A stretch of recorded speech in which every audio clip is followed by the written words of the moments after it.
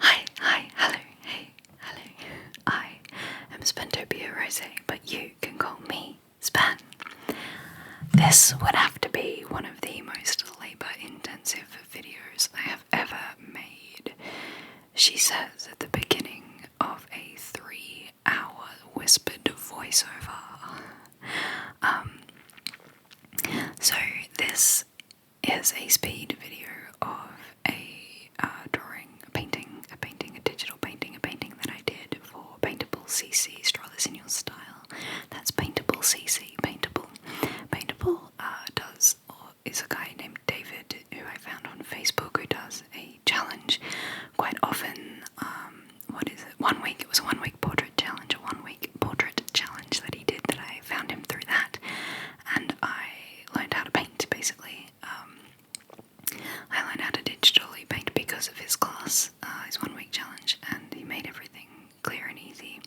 So the method that I take, and sorry how it zooms in there, because that's because my computer was stuffing around. It kept zooming in when I tried to zoom out, and I don't know, it was not having a fun time. So I did this painting over a course of many takes, like many days. Like I think I did the sketch over a few days, and then I did the skin and the hair in one day, and then the dress in the next. Just because not the next day, but like the next sitting, I suppose. Whoops, sorry about bumping it. So now you can see me trying to work out what the hell I'm doing. So because my computer kept getting some lag and stuff, I had to stop and start this a few times to try and work out what I was doing. But this is a challenge that was on Instagram with Paintable. So you should go check that out, that's really fun. But there's lots of Draw This in Your Styles. I did one, was it last week? I did one not that long ago anyway.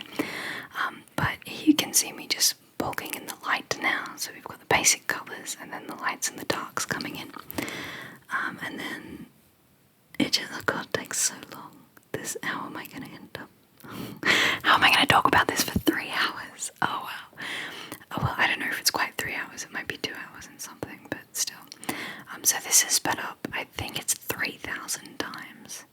Or something ridiculous like that. So ridiculous. I was trying out the brushes there, trying to see which one was the scratchiest. Trying to get some scratchy brushes for the hair, but then I was like, oh no, I want to do the skin first, so I found the smoothest brush, which is just a, what do you call that? It sounds like feather. Quill, something, I can't remember. Saffron, it sounds like saffron when David says it, who is the guy who runs Paintable. The soft round brush, this is the soft round brush for the skin, the basic skin, just trying to blend in that light and dark together to get the variation of tone, the tonal variation within the colour of the skin. And then here I just blend it all together with some blurry lines because I'm pretty sure I did that hand wrong. God, it took me forever. I tried posing my hand in the same pose and I just kept getting the fingers confused.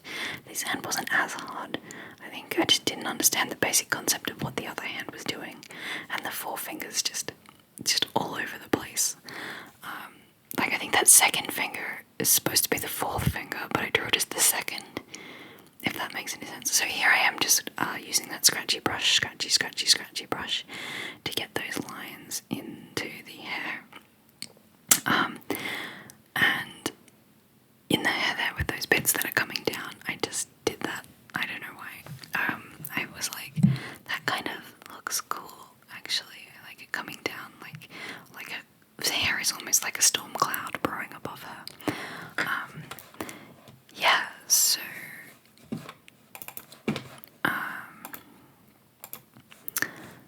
it's just basically a lot of attention to detail now is going in and trying to make things darker and lighter, and getting in that variation of skin and freckles. I love freckles, so what you do there is you just put on way too many freckles and then erase them.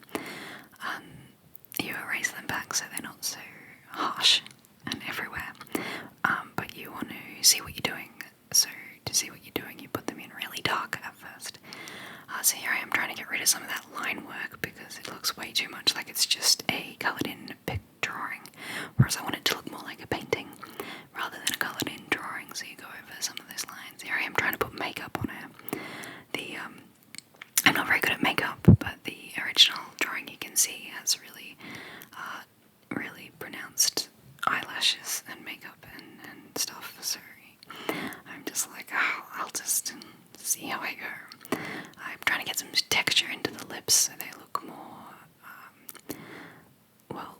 less like normal skin and more like lip skin, like they're different textures, and I was just trying to get some of that in. And then, of course, more freckles. More freckles, of course. And then I wanted some floaty glows, so I use Ahmed Eldori's brush packs. I think Ahmed Eldori's brushes are really fun. I also have Aaron Griffith's brushes and Paintable's brushes in my Photoshop sorry about my squeaky chair, that I use. Oh, this is my funnest thing. So this is Colour Dodge. Colour Dodge is so much fun, and that's Colour Burn. And it just changes the colours and brings them out and makes it look fancy and nice. And there I'm trying to get that face shadow happening so it looks bright and dark at the same time. I also like to blur the edges a little bit. Yeah, alright, and that's looking just about done. And now let's do it in real time. Alright. Thank you so much for having watched so far, and now I will just continue to keep talking about my process in a much slower way. So this is real time, and this is exactly how I drew this painting. I had already done the sketch at this point, and I had colour dropped the eye colour, and now I'm just colouring in her eyeball and her other eyeball.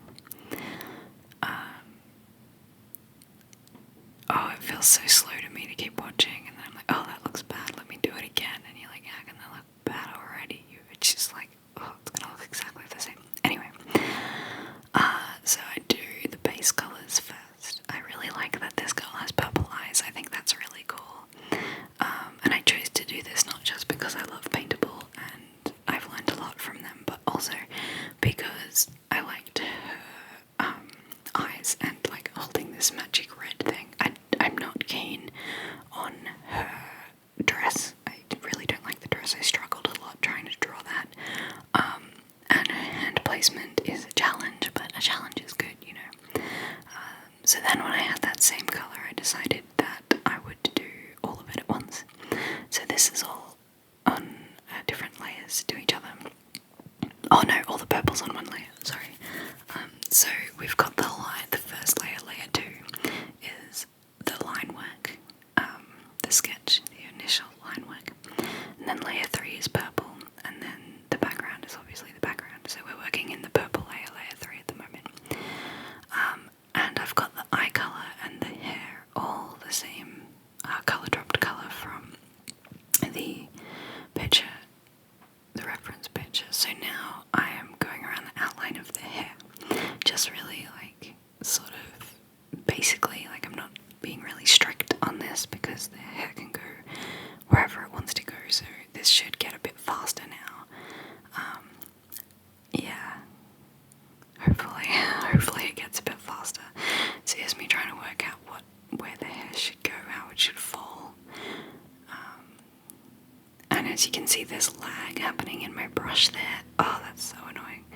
That's not being sped up at all, that's it just lagging. And there we go, nice and smooth now. I don't really know why it does that. I'm guessing something to do with RAM, because I was recording something else at the same time. Oh, the screen, obviously. So I was recording the screen and painting at the same time, and my laptop just sort of wasn't so happy with that. I also think it has something to do with the sensitivity of the pen, the pen that I'm using to paint this with. What do you call this?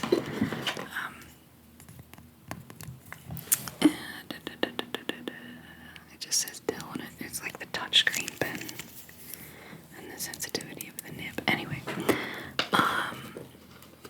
so here, what am I doing? I'm cropping it down to size so I don't have so much extra canvas all over the place. Just cropping it in to see how it looks. What am I doing now? Colouring in the hair. So now I'm just doing the base of the background of the hair. If I was a smart person, I would just use colour fill for this.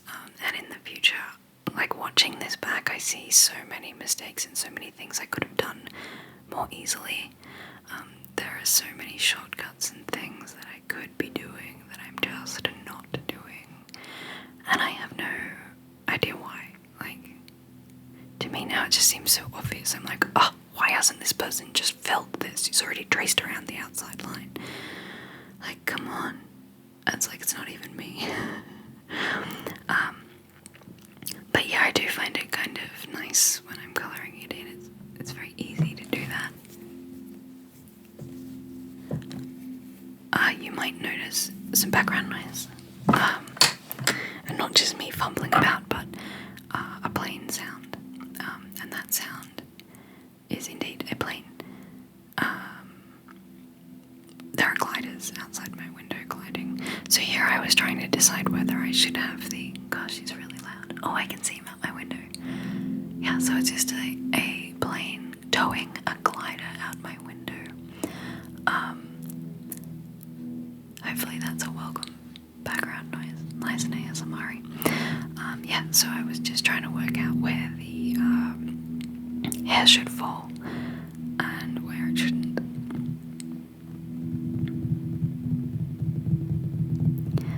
Trying not to go over the ear there, because there is actually an ear in all those scribbly lines there. You can see the circle of the earring. But I am trying to kind of make it look a little bit like the hair is on top of the ear and tucked behind the ear, but yet flailing around it.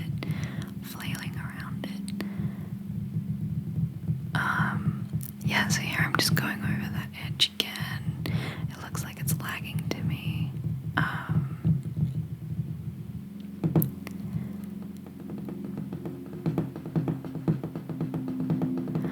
Okay, let's do some finger flutters because I don't know what to say, and the plane's really noisy.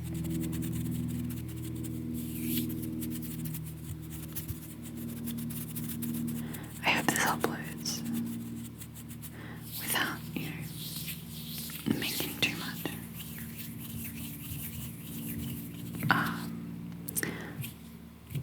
Error, I suppose. And here I am focusing way too much on detail I don't need to worry about. Like, this really, really is not important, and I hate that I'm worried about that line, but that's fine, We all have our little hold-ups, and mine is trying to get things to look nice that really don't matter in the process of my drawing. Alright, skin colour.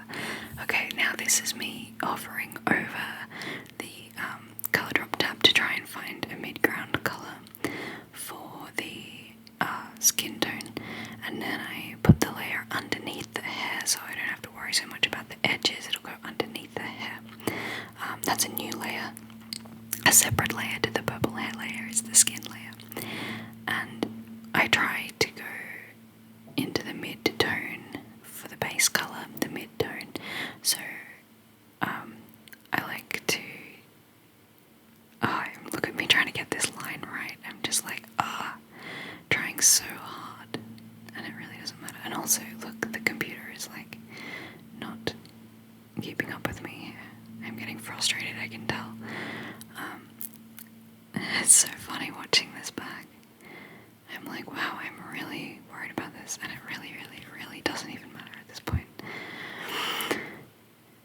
Semantics and detail seem to be things that, yes, look, I did it, perfect. Alright, and now I'm just colouring in down the chin, down the line of the chin there, and over the nose, and now we're coming down to the area around the mouth, around the lips, down to the bottom of the chin, and just colouring that all in over the lips. It doesn't matter, I'll go another layer on top of that to get the lip colour. Smash the lip colour later. And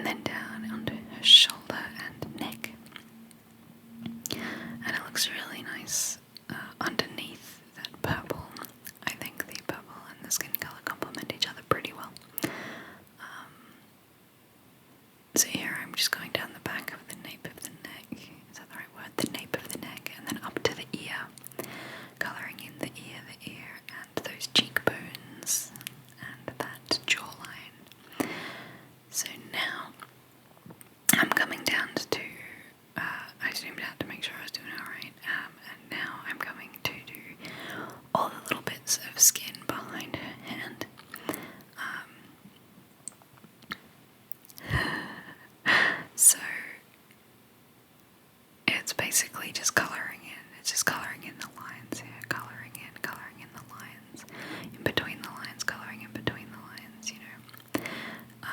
And I'm just astounded. I'm astounded at how much detail I'm going into here, where I really don't need to be that worried, because I can put the layer of the gloves over the top of the skin, so it doesn't need to be perfect. But here we go, me wanting it to be perfect.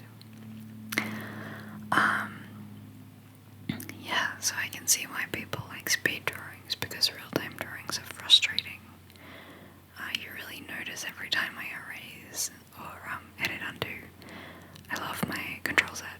My edit undo is like everything. I use that a lot.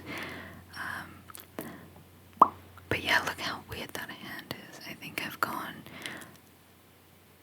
it's supposed to be thumb, finger, finger, finger, finger, but it's gone. Well, that doesn't make sense. I think it's gone differently. The fingers I've drawn aren't the fingers that are supposed to be there. Like, I think I've done them out of order somehow. Alright. So, now, just going over the clavicle and the chest area, down around her boobie, the cleavage. I don't see, just there was absolutely no reason for me to edit, undo that and do it again. But I did, for no reason. And then I'm like, oh, hurry up. And then I do it much quicker. And then colouring in her armpit. And now around to her arm. This is another one of those things where I could fill this much easier with just a filler. I really need to learn to do that. To select an area and then just fill it, because it would take, I don't know, so much quicker. It'd take like a third of the time, I reckon. It would still take me a while to do the outside edge line, but then you could just colour the middle. Like, you ever watch something back with yourself on it and you're like, am I really like this? That happens more so with this video than with ones with my actual voice and face in it. Whereas I'm like, in this, I'm like, criticizing my art so much. I'm like, saying the word like too much, like, I'm like a total teenager, like, totally, like, and then I've just completely forgotten about that shoulder for the moment while I've decided to go straight into the cleavage. Hells yes. And then again, I'm trying really hard to get that line up along the dress there. And when it's wrong, I edit undo it because of a tiny little bit that doesn't matter. And see here, there. What's even funnier is that I didn't take my pen off the page. I didn't take my pen off of the page at that point. So it undid that whole line instead of just that little bit. The little bit, it would have been less effort to just erase that little bit later than repaint that entire part. But no, that little bit, because that little bit went over the wrong line, I had to undo the whole thing, didn't I? Silly spat. Oops, sorry, I just kicked the paper on the floor. Alright, if you're watching this, I'm so sorry it's such bad content, but I feel like I want to do it at least this one time. From now on I might just do speed paintings, because I'm only, 12 minutes in to the main, I'm only 12 minutes into the main drawing, the main aspect, main's the wrong word, the long part, the real time, that's the words I'm looking for. I'm only 12 minutes, 13 now, I'm only 13 minutes into the real time video, so we still have 2.5 hours to go. Yeah, and I feel like I'm already out of things to say, but nevertheless, let us continue. So just colouring in the chest here again, trying to get it good around those feet. See that finger in the middle of those three that sort of stick out? I think it's supposed to be the pointer. I think it's supposed to go, so in order of fingers, you can see the 1, 2, 3, 4, 5. I think it's supposed to go thumb, little finger, pointer finger, ring. No, that's not right either. It says thumb, little finger, pointer finger, middle finger. Oh, I don't know. I feel like I've got all those fingers crossed up. I'm supposed to go like further still. I think I drew it going, the finger closest to her is the one the furthest up. was looking at the reference I'm not making much sense. These words aren't making much sense, but I've confused myself with that hand, with that finger placement. I feel like it's all out of whack. So painting the armpit again, coming across, doing the chest, and we're nearly done with the base skin colour. We are so nearly done with the base skin colour. So just along the edge of the glove again here, trying to get that line as perfect as possible without worrying too much, and then coming up and doing the rest. So yes, skin colour done. Woo. What will she do now? The whites of the eyes, lovely. It's really important when you're doing the whites of the eyes not to actually make it pure white, because it stands out really starkly, and then you can't add highlights on top of it. So here I am colour picking the lip colour, and then coming down into the skin colour. I must be, oh well, don't think about that. I was going to say I made a new layer, but I didn't. I should have. Anyway, here we have me trying to do the lips really nice, which is a point. This is a point where it does matter. I do want these lips to be looking good because it is the top layer. So I want that line to be as nice as possible. And here I'm going back and erasing the line instead of undoing the whole thing. Yes, look, I'm learning. Good work, Span. Alright, so just touching that up a little bit to get that base colour in. Lovely. Oh, too far. Okay, good. There we go, looking good. Now, we should move on, Span. And to the next thing. Yeah, it's looking good. Alright, so now I've zoomed out. Yes, everything looks like it's in place.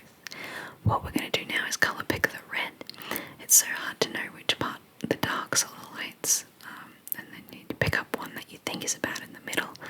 Does that look like a good colour? Oh, I don't know, it looks very red. Now, we're just turning on and off the layers, the hair layer and then the skin layer, and then getting a bigger brush size and erasing out that colour sample. Because that was there, and now I'm erasing out some of these crazy lines on the shoulder there because it was very thick lines, and then I decided I don't want to get rid of it all completely because it looks weird without any lines whatsoever, so I lower the opacity of the line work and then erase some of it as well, and then erase the other shoulder because those lines look way too much, and I'm just going around to where the darkest lines are and erasing them. Then I decided I needed that line there, around the armpit. I needed it, so I put it back. And then with the clavicle, there were some messy lines. I didn't know what they were, so I'm just cleaning up the line work a little bit at this point, which is not something I should be focusing on at this point in time. So now I've got that red colour on the black. Here we go. What are we doing? Changing the elbow. What? Oh, right, okay, I'm gonna edit the line work here. I'm gonna make her elbow bigger or something. So I like to use the size 7 as the diameter for the line work because that gives me enough room to go smaller if I need a thinner line. So 7, the lighter I press, it goes really like thin, and the heaviest it can get is to 7. So yeah, it's me just checking that it's still recording. I just did that myself a second ago. That's really funny. So that's me screen recording. I'm using that program. So now I'm going into the hard round brush, and that is the wrong colour. What is going on? Also the wrong colour. What is going on? Trying to get the red there. I think some time must have passed. I must have stopped it and come back. And here I am just trying. Every colour looks pink to me. When I pick it up, it looks pastel and pink and terrible. So I'm saturating the colour more myself. And honestly, I don't know what's going on because the colours don't look like what I'm seeing, right? I think I had transparency on or something. Somehow it looked really bad. So then I just turned all the layers off because I was like, what's going on? Trying to work out why my layers look So what I ended up doing was no, it's still wrong. What am I doing? Closing everything. I turned everything off. Oh, you can see I'm watching Sage from Whisperwind. I was watching Whisperwind. She's amazing. So as I was painting this, I was listening to Whisperwind. I had all of her just going in the background. So I'm not sure what's happening now. I appear to be.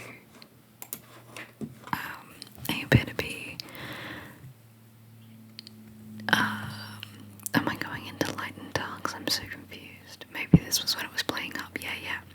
So it just wasn't smooth. It wasn't working for me. I was having some troubles. Some real troubles just getting everything to feel nice. It would double click when I wanted to click once. Just all sorts of things were happening, and I was like, why?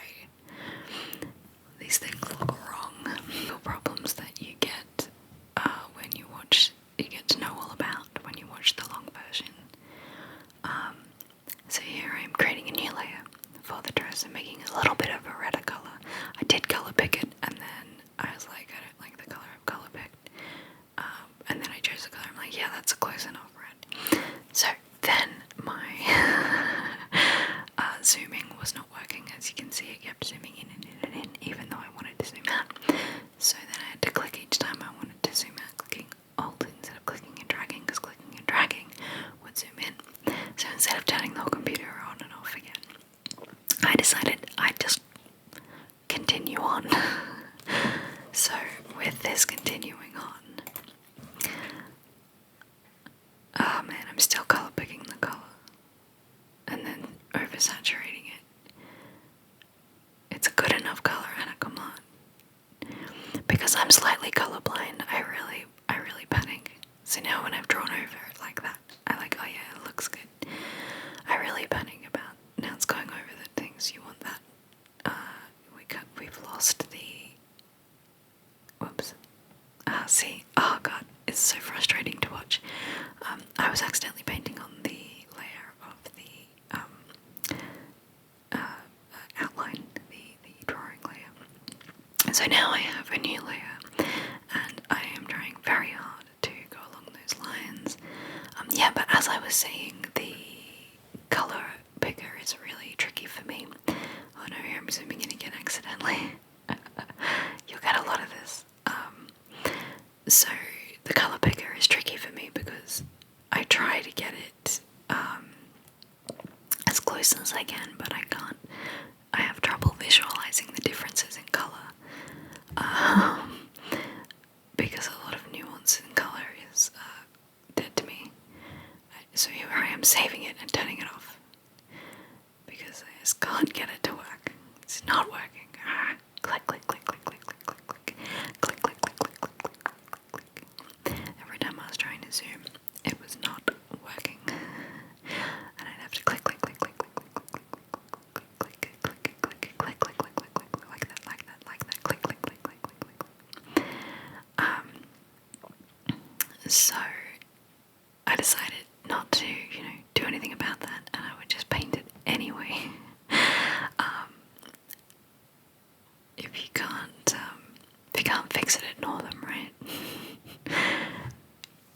So here I am just using that colour that I finally decided on to just go over those lines and fill in the dress. And I'm doing this zoomed out, which is actually really cool because it makes me worry less about the minute details of the lines. And I think it's really important to learn as an artist to zoom out. To zoom out more and work zoom out, not just zoom out and have a look and then zoom in and do some more, but to zoom out and do some painting while it's zoomed out. It really just lets things flow a lot more easily. Yeah, so as you can see, I'm working right down in the corner and just smoothing it all out to make it all the same colour.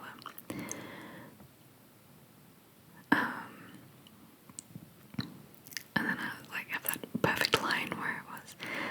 So I'm moving it around instead of zooming in and out. So the elbow there is quite thin. I'm noticing the elbow looks really small. But that's okay. Look, it doesn't have to be perfect.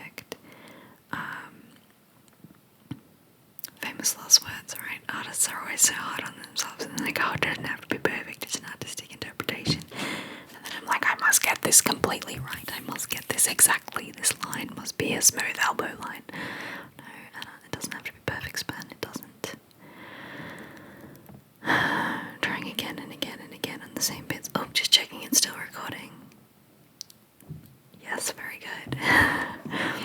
Alright, now just to do the breast of the torso in the red, and you just zoom down like that. And the body here is nowhere near as important as like the hand lines or the face lines, so, or apparently the elbow lines.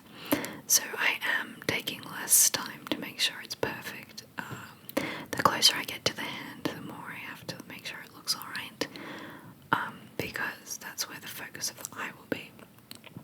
Here I've made the bust. Wow, ignore everything I just said. Just make this line as wobbly as you want. It's fine.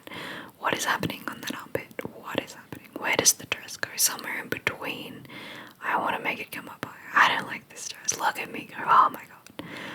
And then I'm like, well, I have to make it come up over there. Oh wow. It's so interesting rewatching a process. I've never actually sat here and done this before. I've never watched it so intently to see what I did, but it's really showing me that I can relax a bit. I could learn to relax a bit. See, right now if I used the colour fill, that would fill that whole thing up and it would be done and I could move on. But no, let me colour it in by hand, each stroke. Each stroke.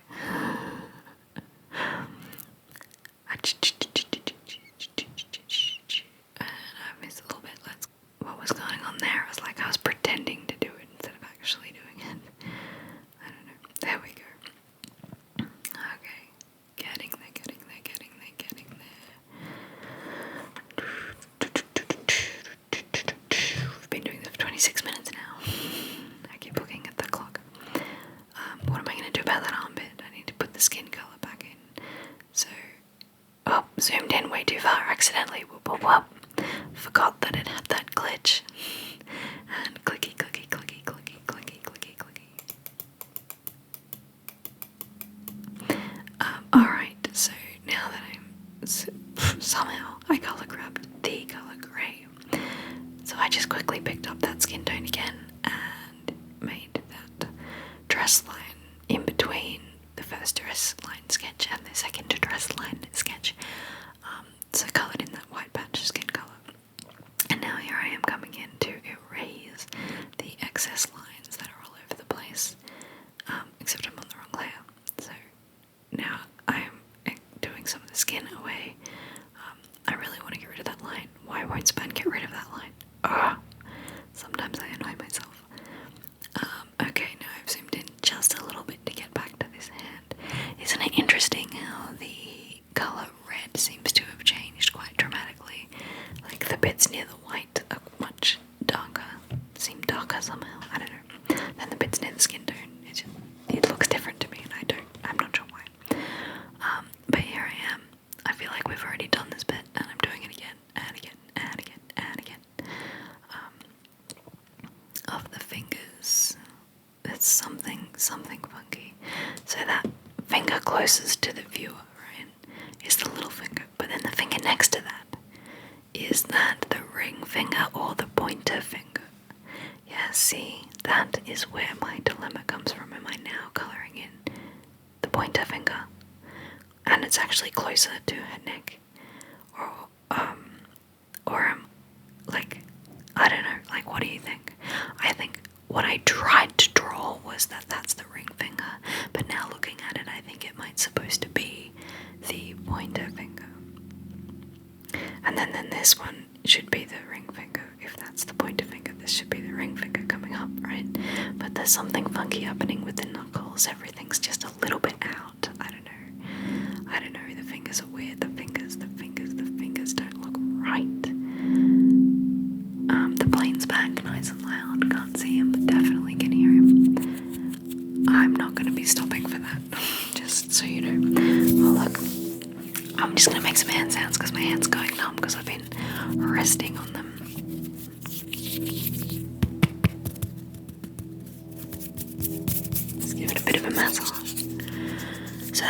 definitely the thumb. That's definitely the thumb. At least we can agree on that. Both me and Past Span. And maybe you, if you agree that that is indeed her thumb. Alright, and now that very top finger.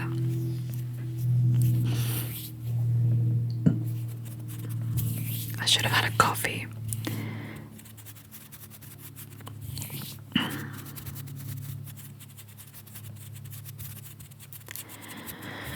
Alright, Anna, that's close enough. Close enough. You don't need to worry about all of those little edges right now. You really don't. Alright, let's go to the skin. Oh, I accidentally put some red spots. Okay. Look at me. I'm fiddling about with these tiny little white marks that I really don't need to be worried about at all. Moving on to the... Whoops, accidentally added in skin colour. Picking up that red colour again and moving on to the other glove. Now I'm focusing on the glove line there, and I'm trying to make it look nice and smooth it all over, but the line's going everywhere. So then I just really quickly look at me. Yes, that's it. Quick work, quick span. Good work. Doing the arm there. Some weird pressure things happens where it draws dots instead of lines sometimes. I don't know why that happens. I just need to move my hand again. Alright, going down into the elbow now.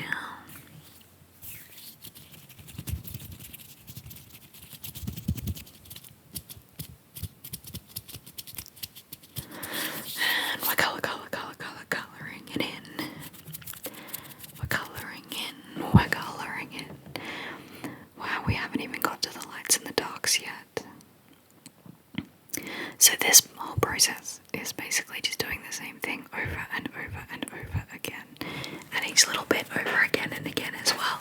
Like, you do a hand, you erase the hand, you do the hand again. But yeah, so here I'm getting that back of the hand work done. Coming into the thumb there. That's quite a sticky outy thumb, isn't it? It's like the thumb is way more tense than the little finger and the rest of the hand. It's like the hand is kind of soft and the thumb's like, I'm over here. Oh, that was an annoying voice. Sorry about that. Sorry. Alright, so that thumb is stretched a little bit and I'm just colouring in there. No need to worry about all of those little lines because they're all the same colour. And then coming up to the edge of the glove, the top of the pinky finger, down the pad there of the pinky finger. And then we're doing the pointer, it would seem next. The pointer finger is going all the way up to the tippy top, up to over the pad. You forgot to do the tippy top of the finger. Never mind, we're moving on. And the next finger we're doing is the ring finger. The ring finger. And it is a bent at the knuckle. But we're not going to finish that finger either. No. Let's move on to the... What is that? The middle finger, the road finger. And we'll do the knuckle, making that perfect. Go all the way up to the tippy top. Over to the pad. Come on. No, we're not doing the pad now. We're doing the knuckle of the ring finger instead. Yes, we'll go down and do the ring finger now. Yes, and it is all good and finished right there. Yes. Very good. Let's clean up these little edges, these little tiny little bits of white. Can't have that. No. Alright, the fingertips, are we doing it? Yes, the tippy tops. Here we are at the tippy tops of the fingers. The tippy top of the pointer and the tippy tappy top of the pointer. No. The middle. The pointer and the middle. The pointer finger and the middle finger. The pointer finger and the middle finger. They're just finishing the red there. And then I accidentally zoom all the way in. All the way. And then I have to click to get out. And then I have to do the love heart, the same red. And so my reference picture's gone. At some point I have closed the reference picture. So I'm not going to be making it that same shiny, it looked almost glass. The facets of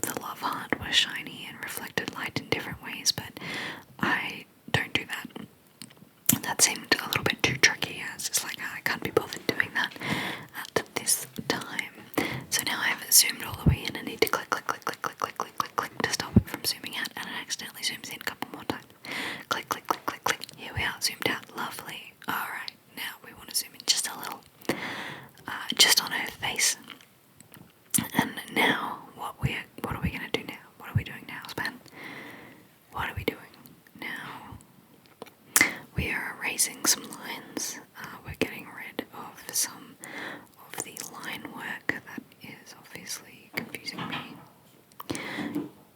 It's obviously not working in my favour. You can hear my parents banging around in the background doing things in other rooms. That's fine. Alright, here I'm trying to clean up the ear a bit because I wasn't quite sure what was going on. In fact, that whole jawline looks a bit funky, don't you think? Here's my reference image. Alright, what's going on with my reference image? Yes, so the earring, and I've put the earring in and it looks way too high. It looks like the base of her ear is in line with her eyeball, and that's not right, right? It shouldn't be. It should be in line with the bottom of her nose. So that's about where it should be, right? Not that top red, but that bottom red. So there I just erase the top red, and then I go to the line layer, the line work layer, and just start erasing the bits that are in the wrong spot there.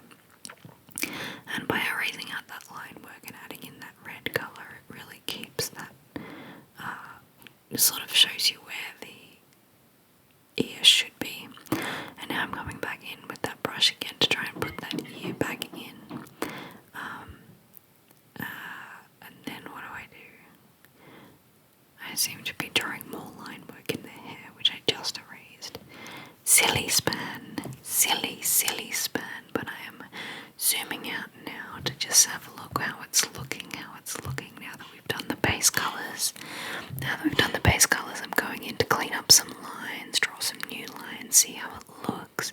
Yes, finally getting rid of that weird extra dress armpit line that I didn't like. Finally cleaning that up.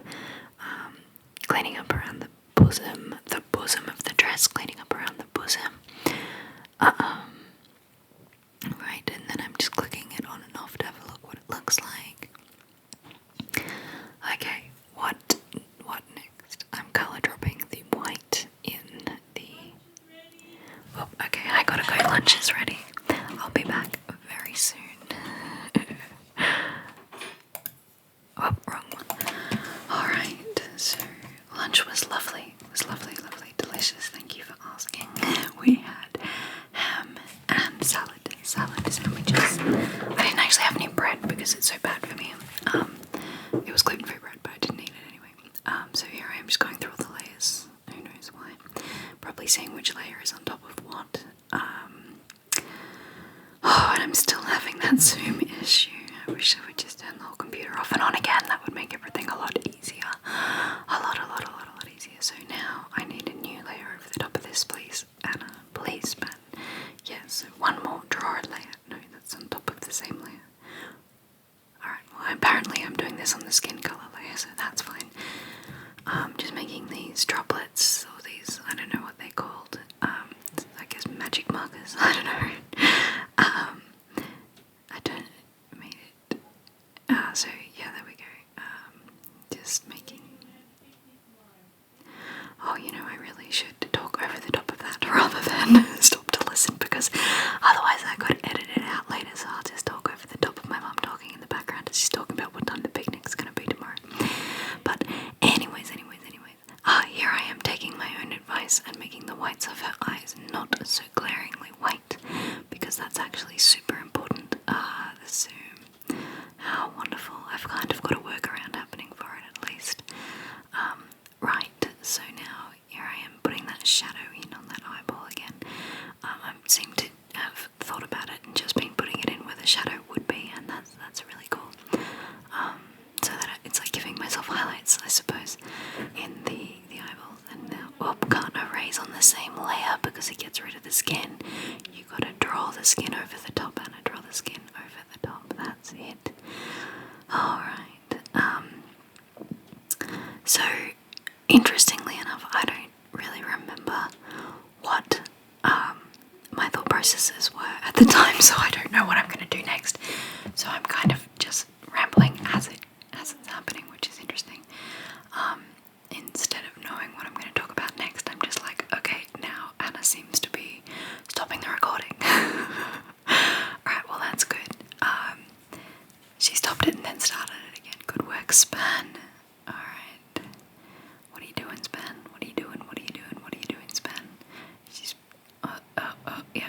Opening that one back up, putting it in the corner. Very good, very good. We still haven't fixed the zoom problem though, Span, have we? Have we, Spanana? Spanana, nana, nana. Oh, it looks like I'm thinking real hard here about what's actually happening. Wow, I really should edit this part out. Oh, there's me trying to get the pen to work. No, it's no good. It's no good. It's no good. Accidentally starting to name the layer. No, don't want to do that. Whoops, my bad. Light.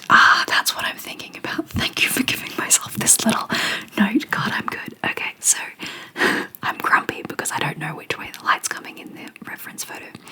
So if you look at it, there's a shine on her lip that's coming from that way. So it looks like the sunlight is coming in from that side. But then if you look at the light on her boob and her hip there, it looks like the light is coming from that way. So it's like, and there's my pen not working. So there's multiple light sources, and that's just making me confused, because which way should the light be coming from? Is she outside? Does she have spotlights on her? What do I do here? Do I just mimic the light that he's doing, which seems to be reflecting all over the place? There's so many different, so the front, the side, and the other side all seem to have light sources coming and going, and that really frustrated me. So that's all there is for that. I was like, well, what do I do now? I erased all of, I edited, undo, edited, undo, I edited, undo. And then I came back over to that and deleted the light layer where I'd been scribbling. And then basically, what I think I did was started to do the light layer first. And so to do that, you create a new layer and you put it on top of the layer the colour that you're going to do, right? And you make your thinking quite big. There we go. So what I do is I select the colour that I'm making lighter. So the red colour, right? I would select that, and then I would do a little diagonal line across, to the up and diagonally up and towards the light corner, to get the lighter version of that colour. The Paintable likes to say that he does a right angle, so he imagines drawing an L going up and across to the left, going up and across to the left, so that diagonal line, the left diagonal line, will make a lighter colour, but we'll keep the I don't know, not saturation, but like feel of the colour. Like it was a really good formula for me, because I don't know, I have trouble seeing if the colours look the same, especially if they're the same colour in different hues. They look like different colours, and I don't know, colour theory, man, it's not my friend. So here I'm pushing that hair back behind, sorry about that blast, I'm pushing the hair back behind the hand so that it, the hand is in front of the hair. And now I've just decided to make my own light source. As you can see, I've decided to go coming in from the right hand side, just coming in that way, so it's hitting the back of that hand and the back of all of those fingers, which I'm still confused about. Yeah, so that's what I've done there with the light source. And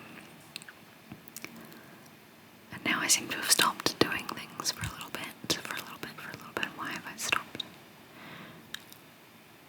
Yep, okay, so now I'm going to go back into the earring and put some light on the earring. Bam. Can't see that detail very well when you zoomed out, but yeah, it's working. So now I'm like, how does the form of the body actually go? Does the boob go like this? Oh yes, let's colour in this entire boob frontage. And then I was like, okay, there's got to be shadow going underneath that arm, but then that boob doesn't really quite work. Where's the light coming from?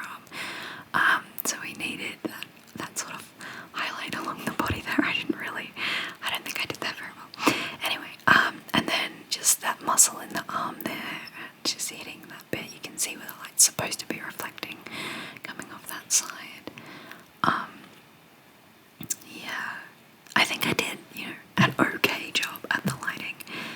especially because I can't copy the reference identically because not all of the light is coming from the same direction, and I don't want to copy it all because it didn't seem right to me. So I wanted just one source of light basically. So I just tried to copy the bits that looked like it was coming from the right, and the right, is that right? I don't know, sometimes I get my left and right confused as well. So that's coming from the side anyway. Which hopefully I will be more obvious to exemplified when I put in the shadows later. But at the moment we're just focusing on the lighter portions of the shading of this picture. Now we still have almost 2 hours of commentary to go, and we're like 45 minutes in, and I was just wondering, is anyone still here? Is anyone still listening to me ramble about my drawing process? If you, oh look at that, that's nice. So that's the same thing with the skin color, just catching it and going diagonally up and to the left to make it lighter. And of course to make it darker you'd get that base color and go diagonally down towards the right.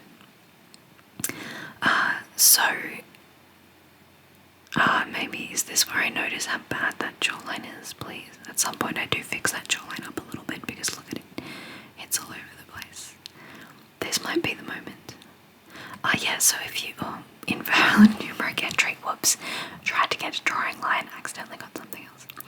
Anyway, here I'm fixing up the jawline. I'm going to bring it in because it's brushed all the layer is hidden. Whoops, I accidentally went to the wrong place.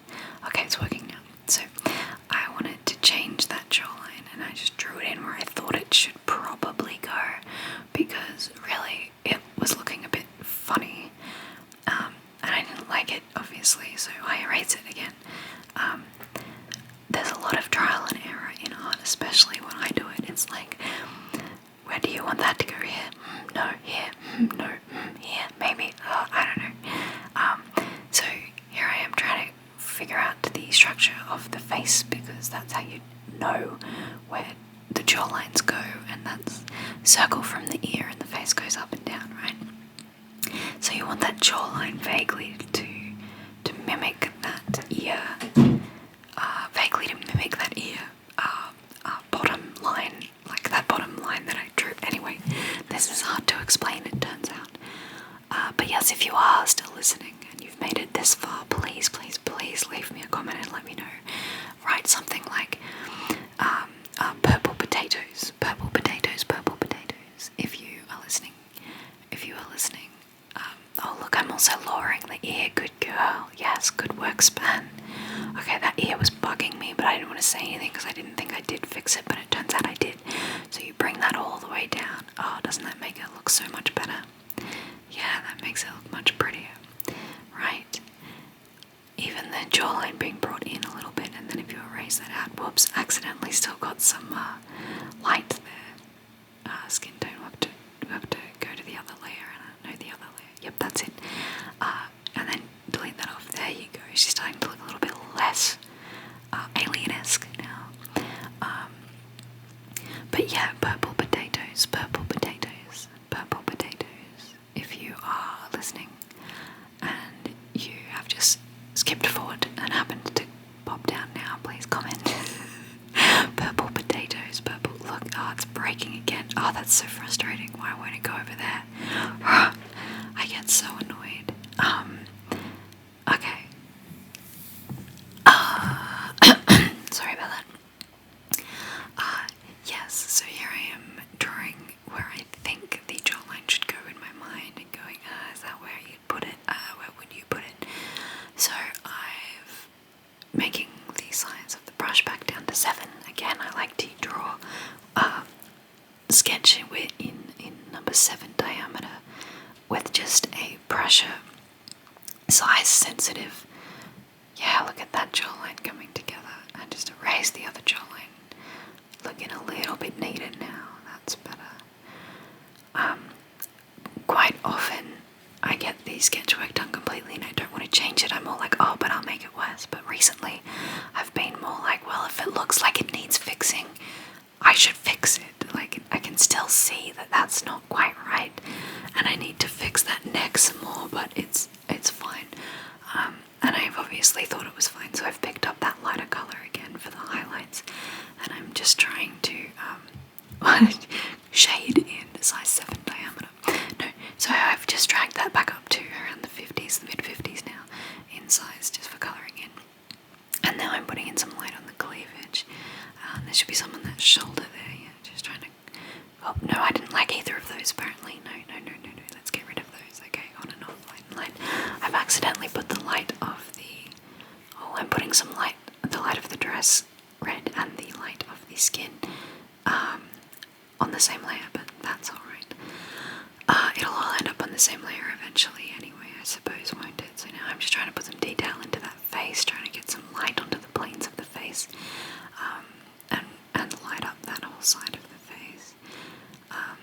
There's this V that comes down to the clavicle in all necks, and you can see it a little bit in the structure near the behind the hand of the reference image, but I made it a little bit more pronounced in mine.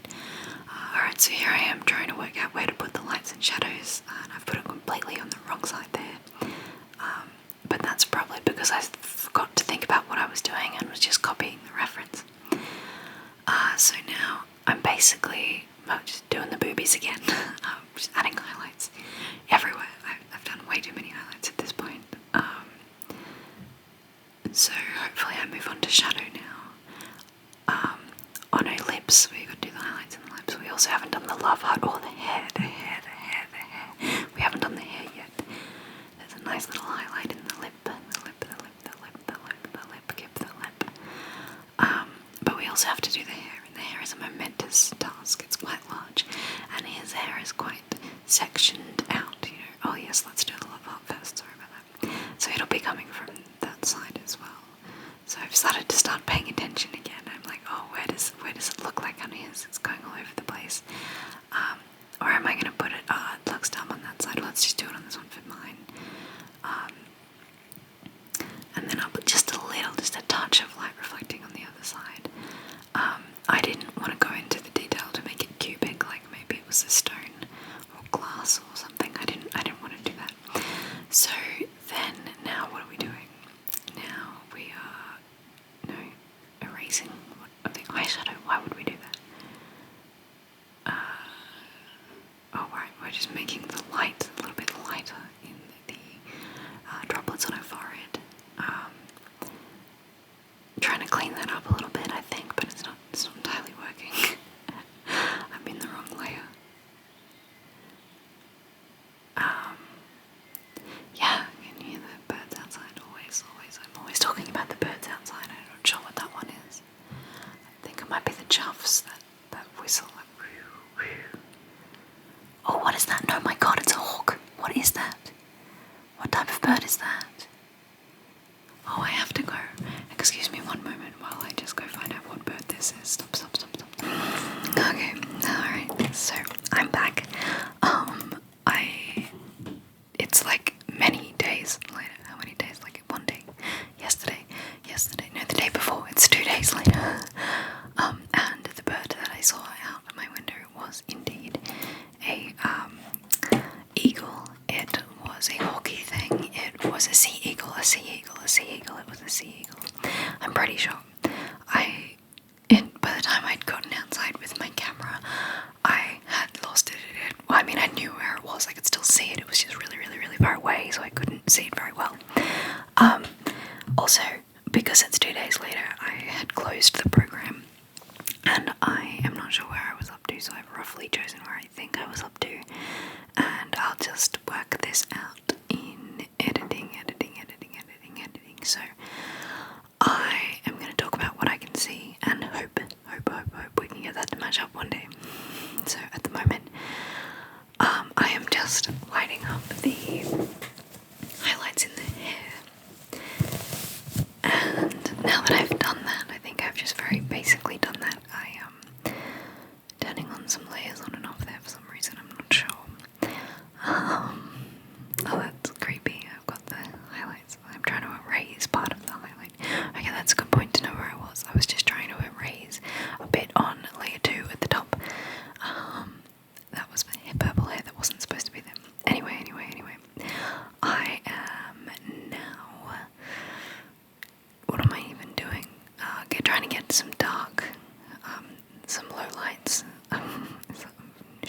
shadows. I think I'm about to start work on the shadow in the hair. There we go. So it's just starting around her face. I've got some weird dot things happening. It's so annoying. Editing undo that. There we go. Trying to get some dark shade in there, get some contrast happening. I like hairstyles to have darkness around the face. It's really interesting watching this back, seeing what I do and how many mistakes I make. Not necessarily mistakes I make, but how like faulty like the program is, if that makes sense. Like things just keep being weird. Right, so right now, what am I doing? I feel like we've done this. I feel like we're well ahead of this, but anyway, I'm getting the blender blush. Is that true? Is that what I'm doing? Good, not used to it. Okay, alright. The scratch discs are full. Right, the scratch discs are full, so now I'm just stopping the recording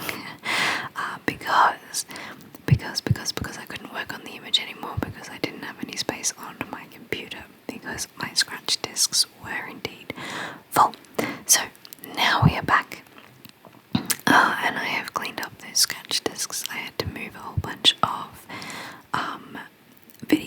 files, unedited video files, and the already uploaded videos for YouTube that I had previously. I moved them all onto my hard drive, which cleared up many gigabytes, hundreds of gigabytes of space, so that I could finish this drawing. So now I'm just putting some highlights in the random strands of the hair, getting in close to that face, making that light, the hair look a little bit lighter.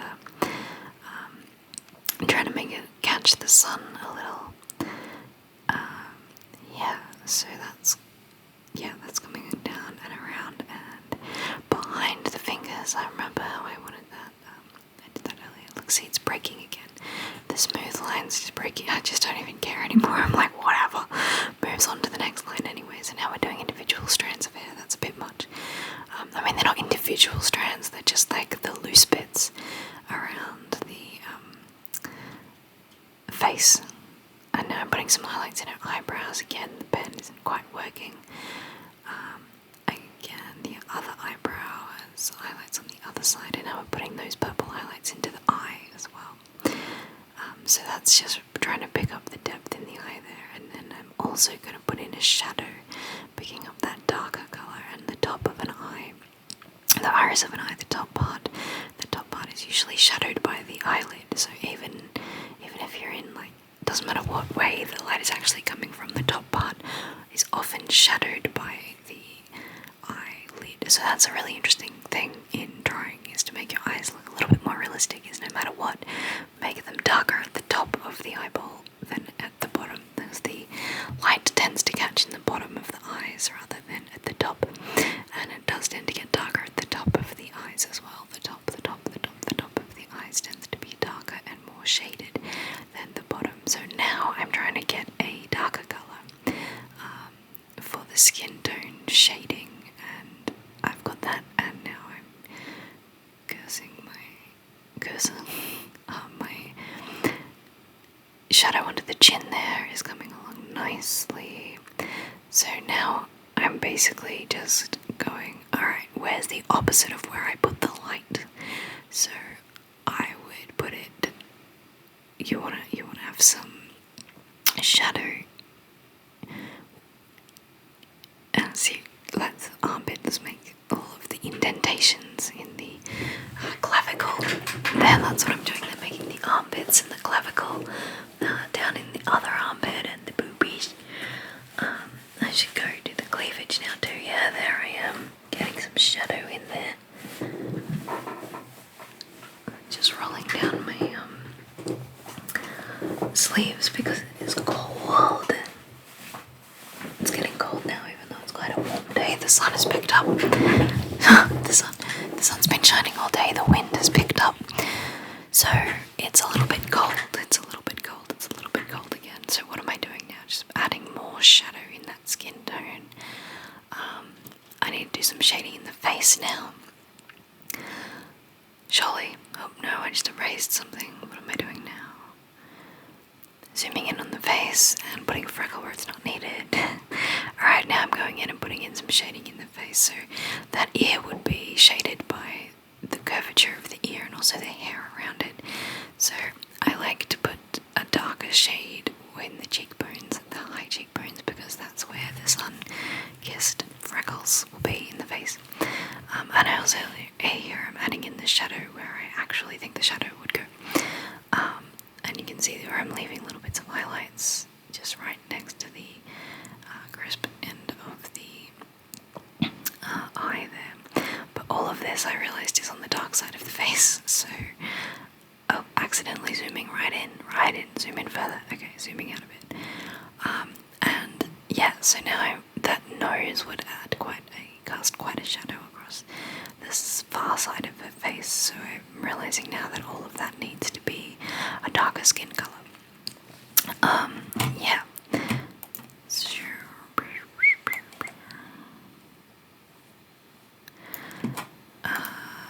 And then the top lip and coming in, the shadow will hug right around the nose in this lighting.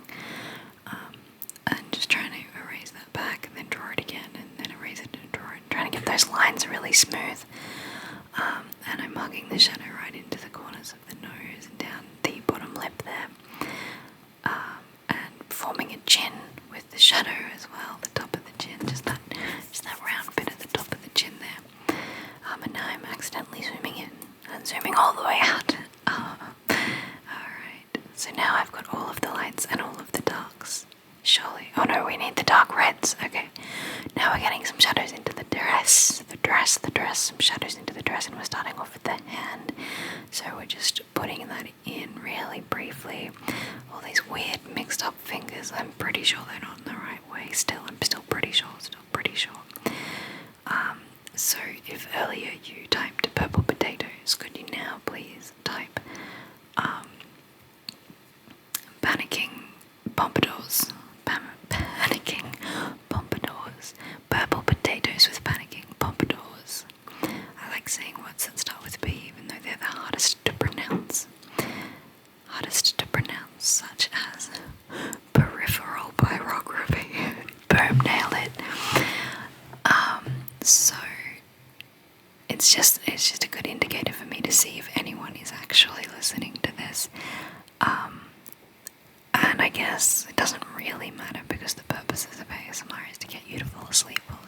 You're not really interested in where I'm putting the shadows on the dress, around the hip there and the far side and the cleavage. They're all good places to put the shadow. That arm is casting quite a shadow there. And then we're going on to the other arm, the glove on the other arm, has some shadows. And I'm just sort of putting the shadow around both edges because that's kind of what it has in the reference picture, the Draw This In Your Style reference picture. So hopefully you're nice and calm and relaxed and sleepy, and me asking you to do things isn't taking away from that experience at all. I will stop asking now. Okay, so what are we doing now? We're putting some shadow, a little bit of shadow on the far side of the heart. Alright, now I think we've done all of the red. Let's move on to the lips. The lips need some shadow, I've noticed. Alright, so now putting that in looks good. That was easy. Now I'm turning the layer of just the different layers on and off to see how it looks. And now I'm merging a whole bunch of layers, making sure that everything looks alright. And if I do deem that that's good, that's supposed to be in that light, let's merge it down. Oh, that's creepy looking without the skin colour. Alright, so now we have the line work on one layer, and then we have everything else on the other layer. So now I'm getting my mixer brush tool. This is a fun and exciting part. You get to get a different brush.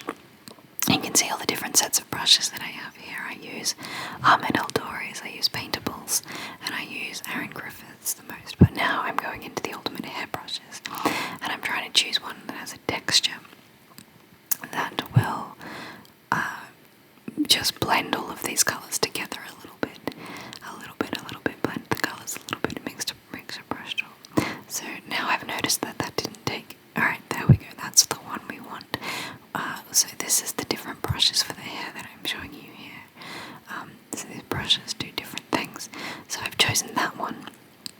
it's nice and scratchy, scratchy, and then you put it in the mixer brush, and then you make sure you've got the right thing, which I didn't. Now I've got it right again. Okay, so now I should have the correct brush on the correct mixer brush tool thing, and soon I should start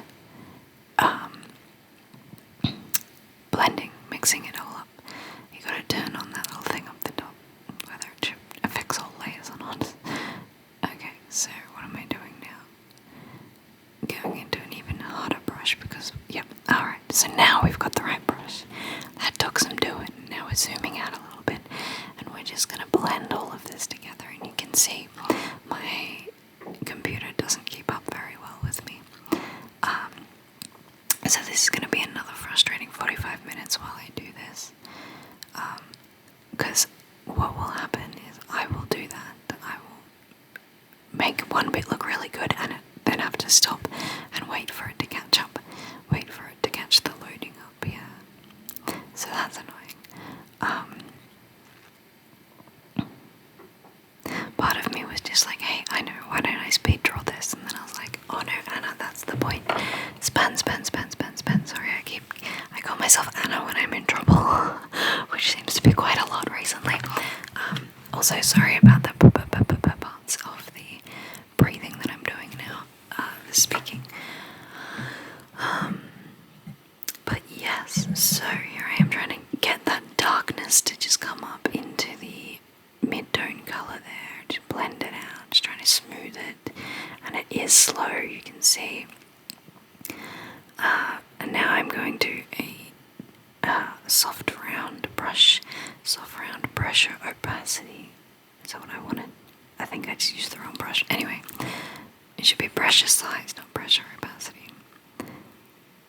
Anyway, and now I'm just doing the skin because I got sick of doing that because it was too much. So now I'm coming into the skin, and what you do is just fade out those harsh lines of the colour. You just want them to smush. You just want to smush it out so it's not quite so obvious, so crisp. You don't want the lines crisp. You want the lines nice and smooth, so the edges of the colours sort of bleed into each other. I guess it's kind of like blending makeup. I really shouldn't talk about makeup. I don't know anything about it. So here I am making the brush smaller so that we can get in closer to those hairs without actually mixing the skin and the purple hair colour together. But now I'm going into the ear, and I'm just doing that same with the shadows of the ear, just going around, giving it a little bit of form and base there, but not too much. Watching this, I'm like, I should fix up the hair, should come down more near that top of the ear there, but now I'm just fixing that neckline with just blending in the ear shape. And I'm like, yeah, it's almost right. So blending out those harsh lines.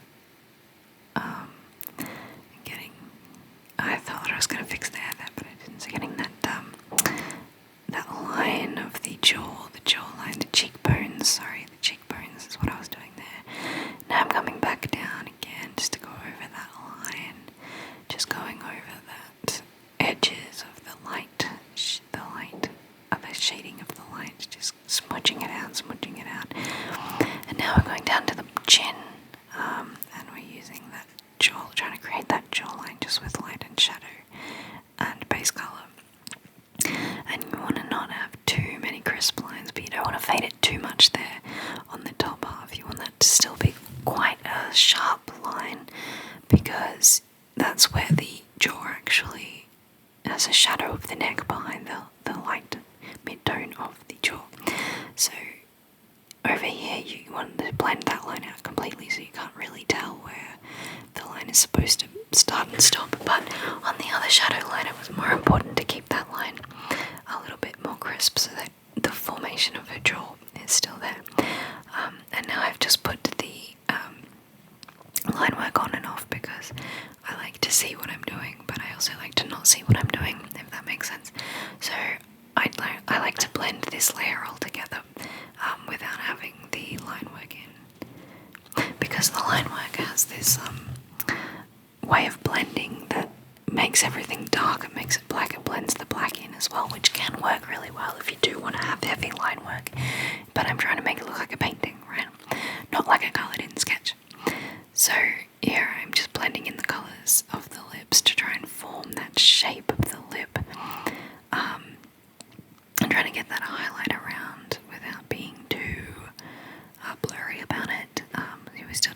of shadow on that side and light on this side, but I want to keep that lip line, but I don't want it to be a harsh lip line. There's so much going on. I'm like trying to get that line forming in between the lips so that you can see there's a top lip and a bottom lip, just with the colour.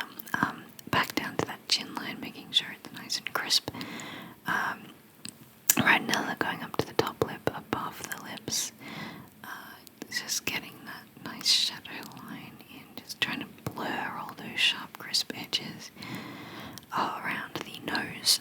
And then I should pull that, pull that out, so it's just a little bit around the edge of the nose.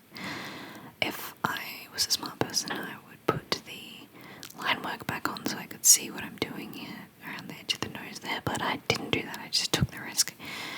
So now I'm blending out the harsh line of shadow there to the edge of the face.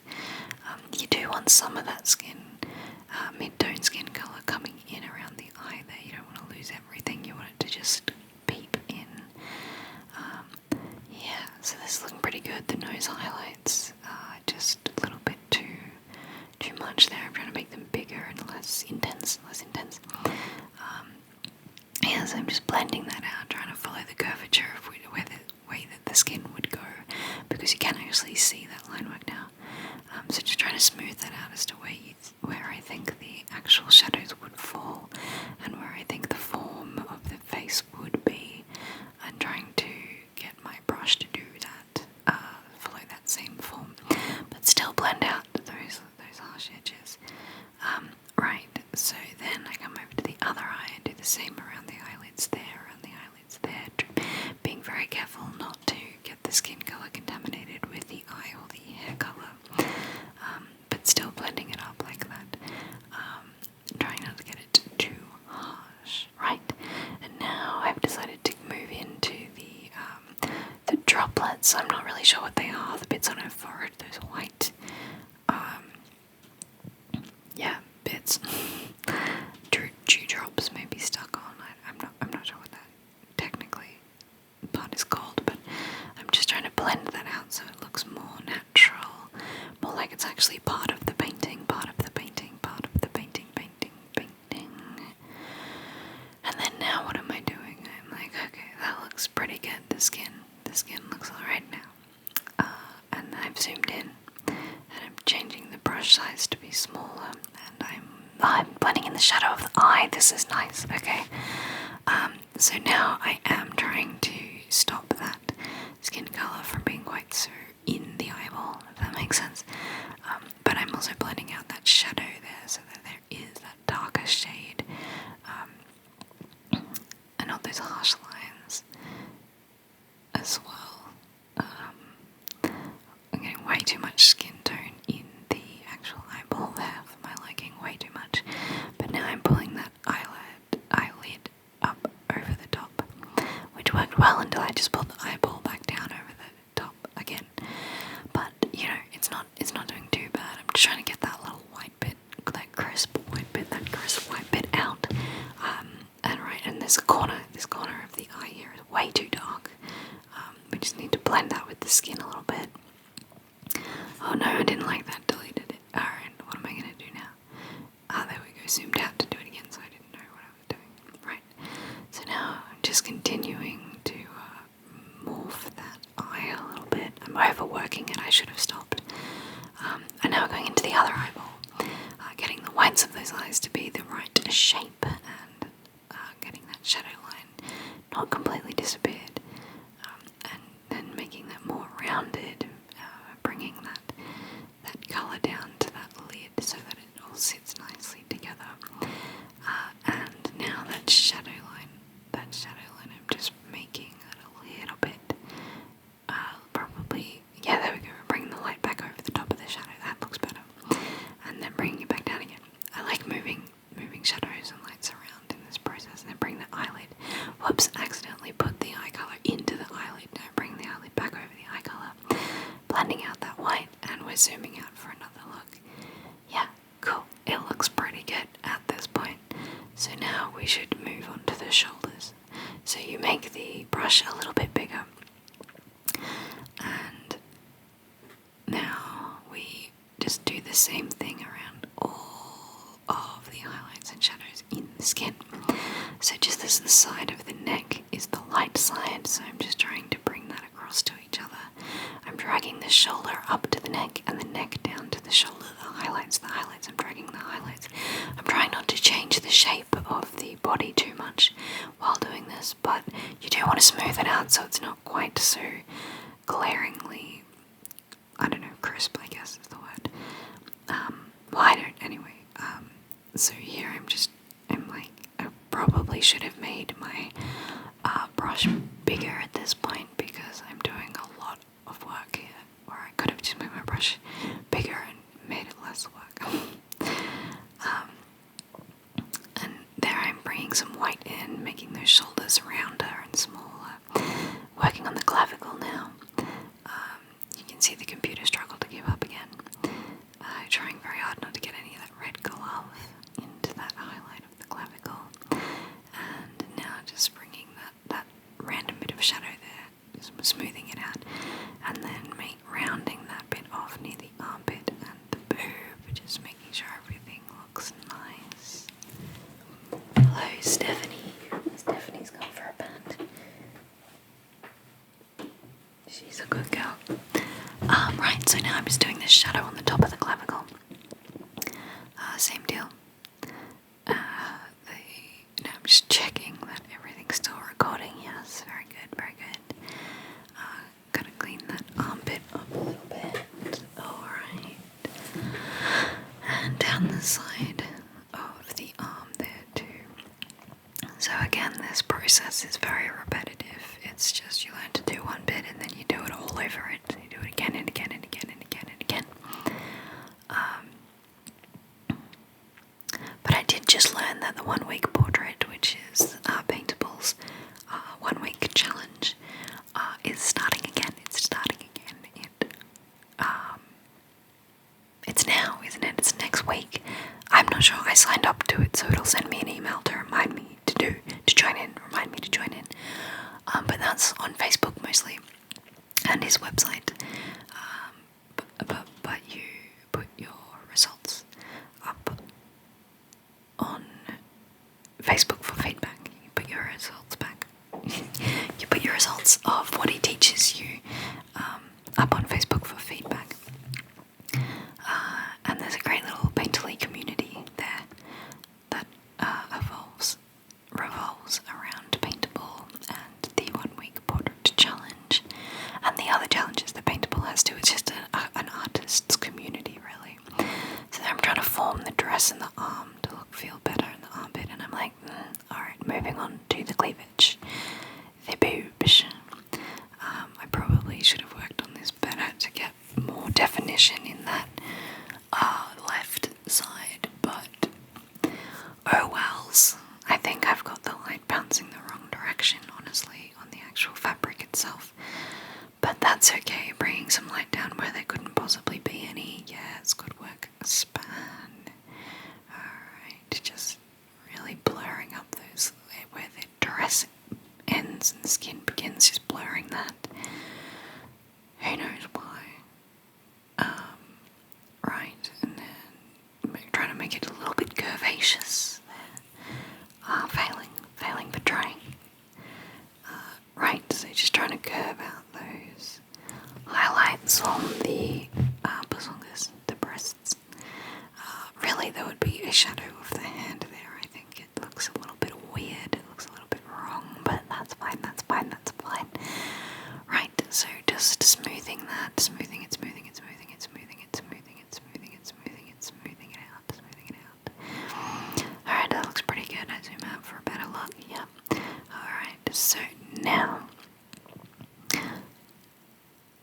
I'm just looking. Alright, zooming back in, coming across. Yes, continue. Continue. See, I might have had a break there. I'm not sure. I might have stopped recording. Right, so now I'm coming into the highlights on the V of the neck. And this is an important part because it really loses form if you don't have those highlights and those shadows in the correct places. The form tends to change and then her neck won't look right, which I think is exactly what's happening now. Look at me getting rid of that highlight altogether. I don't like it anymore.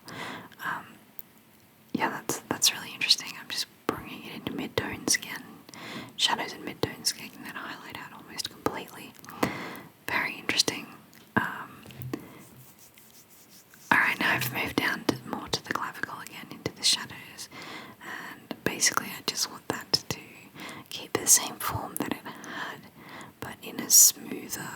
Yes, that's good. See how those two blended nicely. Yeah.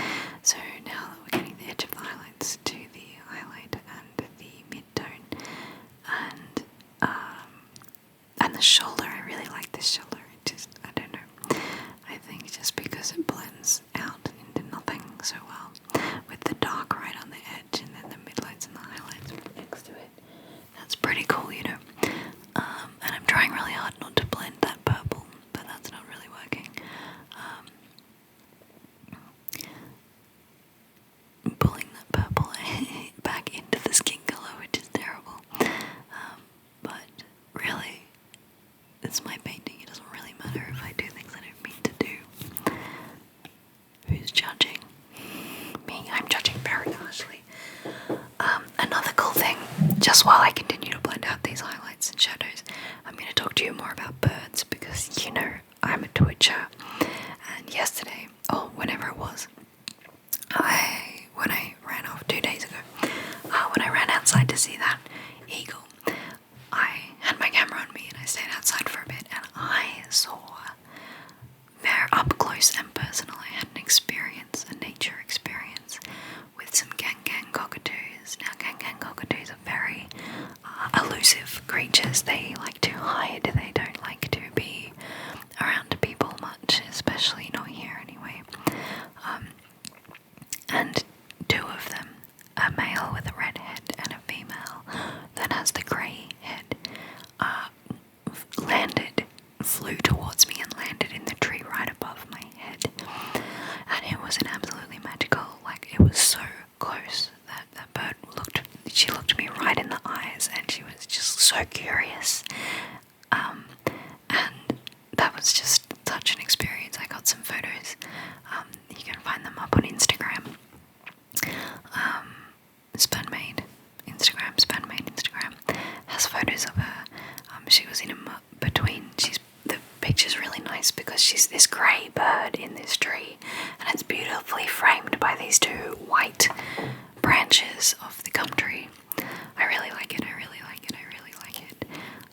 It's hard to get portraiture of wild birds, but I feel like that's what I accomplished. Alright, so now I seem to have paused for a bit. Oh, here we go. I'm going into the fingers. I've decided to try and smooth out those gloves a little bit. And I like it when it blends together, because if it's a painterly effect like this, it doesn't really matter if it's not perfect, which is why I shouldn't have stressed so much earlier, you know, around the, like getting the base colours perfect and in the right spot wasn't that important, because right now I'm just blending them out. So any errors that I would have had would be blended out at this point anyway, would have been blended out. So I'm trying to form the knuckles here on these weird wibbly wobbly fingers. I think that's supposed to be the pointer. And then this one is the middle finger. That's the pointer. That's the middle finger. Oh no, way too much. Delete that. Yes, good work, Span. I was trying to get that not quite uncrisp. Right, so now we're just trying to get those fingers way too thin and way too long. They look like long, thin. Maybe she's got Marfan syndrome. Pardon me. So now we are blending out the back of the hand and the thumb, which is supposed to, I don't know what's going on there. It really doesn't look like a hand. Once you look at it too long, it just looks like a weird spindly set of sausages. Alright, so now I'm zooming out a little bit because the blending, it takes so long, you know. So now that it's all nice and blended, I was like, I need a bigger brush. So I made the brush that much bigger for the dress. Hopefully, come on. Is that what I'm doing? I hope that's what I'm doing. Yeah, so now you can see me shading in under the arm there. And it doesn't really matter. Like, I'm just really pulling that shade around so that it doesn't look quite so crisp and harsh. And the the best thing about the blender brush is that it will blend whatever's there, so it's not adding anything. The settings that I've got it on won't add anything to the painting, it'll just move around what's already there. So if you've already got the light and the dark in the right places, which supposedly I have, it's just a matter of smudging it, of making it not quite so linear, trying to make it look more like a painting than a drawing. And that works well with bigger brushes. I tend to use smaller brushes so I can do more detail straight up, which is not ideal. I would much rather zoom out like this and try and get the basic form and shape, which in this dress I seem to be giving myself the ability to do. But with the skin I wasn't, which is interesting. Maybe because there was more hair and things in the skin that needed to be done, but I guess that counts as details, doesn't it? That counts as details. So now just trying to smooth out and blend that bottom dress there. Near the hip, and the stomach and the boob.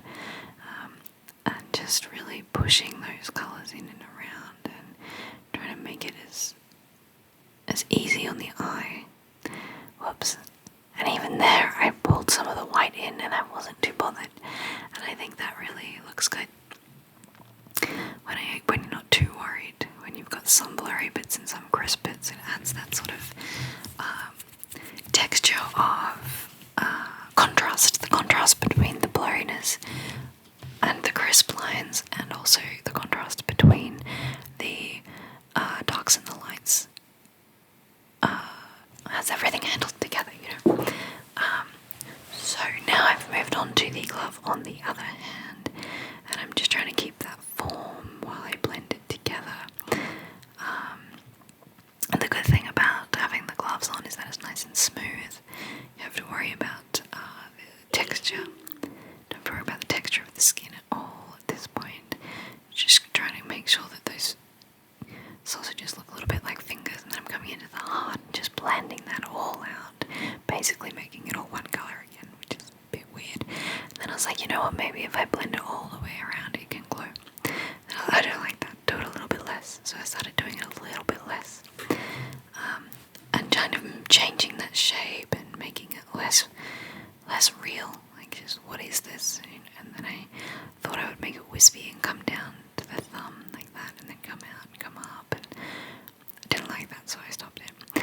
And then I went back again. So it's all about trial and error. All art is about trying new things and thinking what you think looks best, and why does that look weird, and how can I make it look worse, and if I can make it look worse, then I can obviously make it look better by not doing the worst thing better than at its worst. Does that make sense? I guess it probably doesn't make a lot of sense, but I haven't quite finished the hand here, have I? So I'm getting a smaller brush now, going in for the details so that they can have still that white between those fingers and the light and the darks there, just pulling it all around on the canvas, the digital canvas, digital canvas. Alright, very good. Hopefully I'll smooth out that thumb, that stretch between the little finger there, and then the thumb over there. Yes, that bit please. Thank you, Spin, thank you. Really looks like it needs more work to me.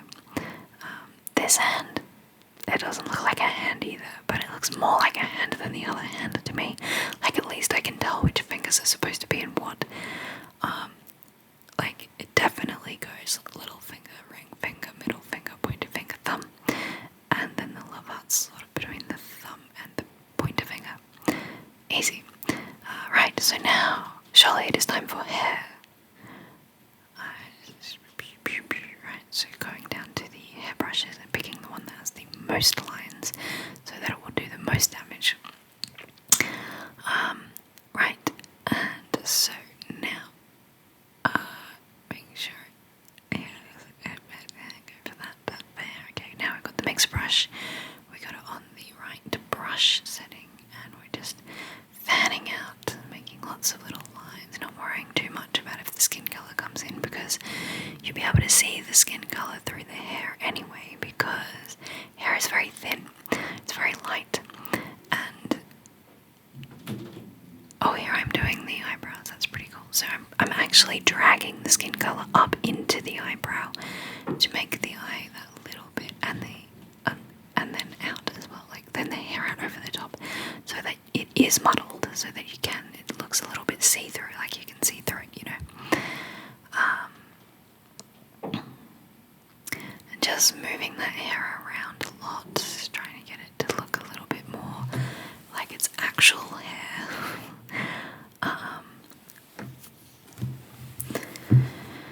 Yes.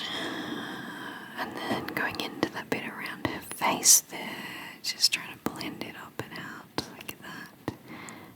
And it's fun to just play with those twisty lines, the twists. It's fun to play with the twists in the lines here. And you just wanna be able to move that hair without moving the jawline or the cheekbones, which is important. You don't want to mess up the structural features of the face by blending the hair wrong. Right, and then now we're coming back down to these finger spine and the gloves area.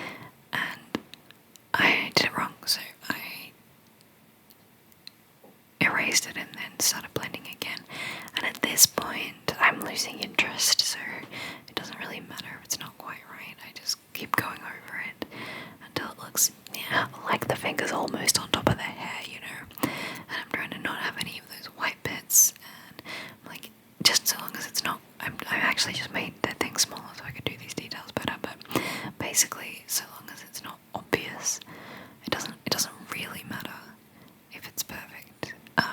You just don't want any obvious errors, like that bit there, that's a little bit obvious, but anyway.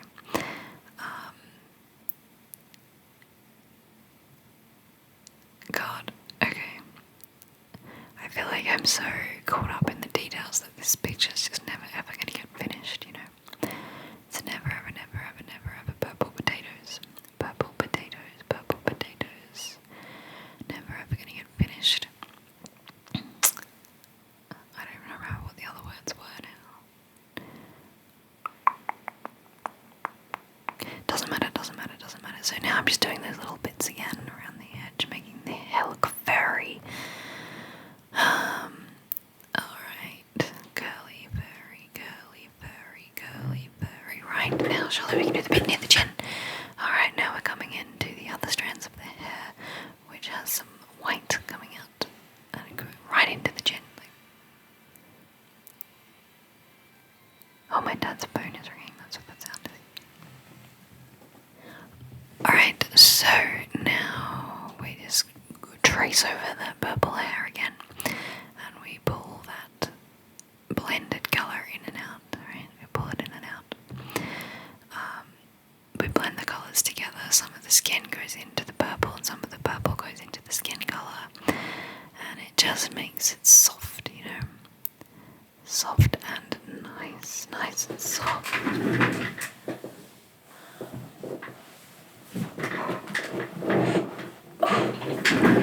Invalid numeric. Alright, sorry, I got distracted now. What am I doing? I am dealing with the hair near the face at the moment. Really, all of that should be covered in a deep purple, so I'm not too worried about it straying.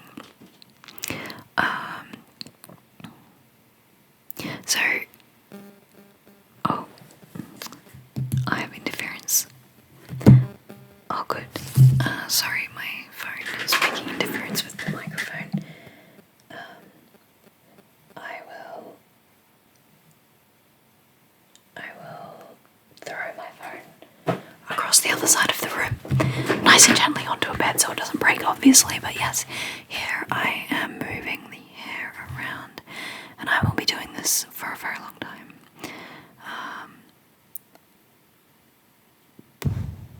I don't have much to say about it because I've already said everything. This is the problem with narrating a real-time video, is that it's new and different when you're doing it the first time, but this is now the second time because I didn't narrate it as I went. I probably should have narrated it as I went. Actually, let's just pause for 1 second. Let me make sure I didn't do that, because otherwise I'm gonna...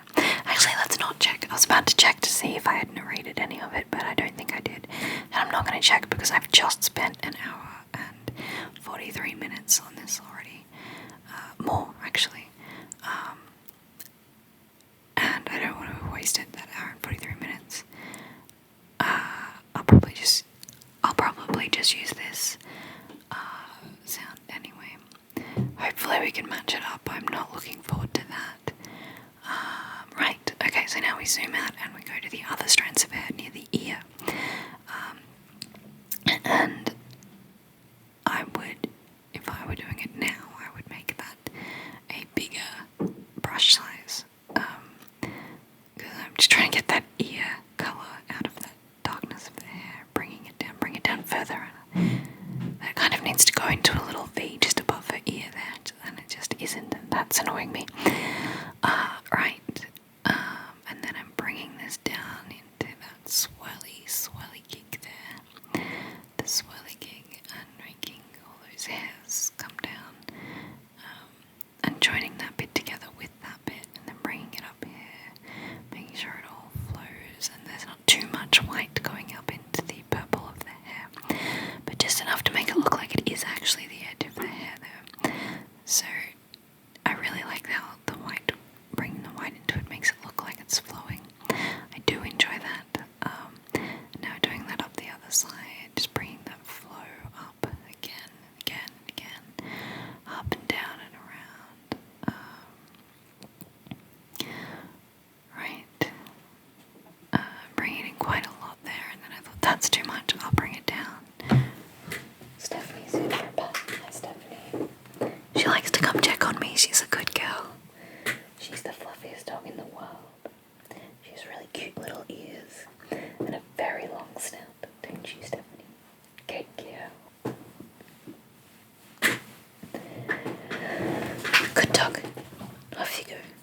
Oh, she stepped closer for more pats. Alright. And now what is happening is that I am zooming in to do more details on the hair again. I think that's what's happening anyway. I'm so tired. I find this quite boring, but sometimes boring is good for ASMR purposes. I am getting tired. Narrating this. I'm not getting tingles, but I am getting tired. I hope that you are tired and that you are getting tingles and tired. Tingles. I'm tired. Do you have tingles? Tired. Alright, then I just stopped recording. And I've started again. Sometimes that comes up with an arrow down the bottom. So there was a break there. For some reason, probably dinner or a new day or something. I like how I've made the hair come down a little bit.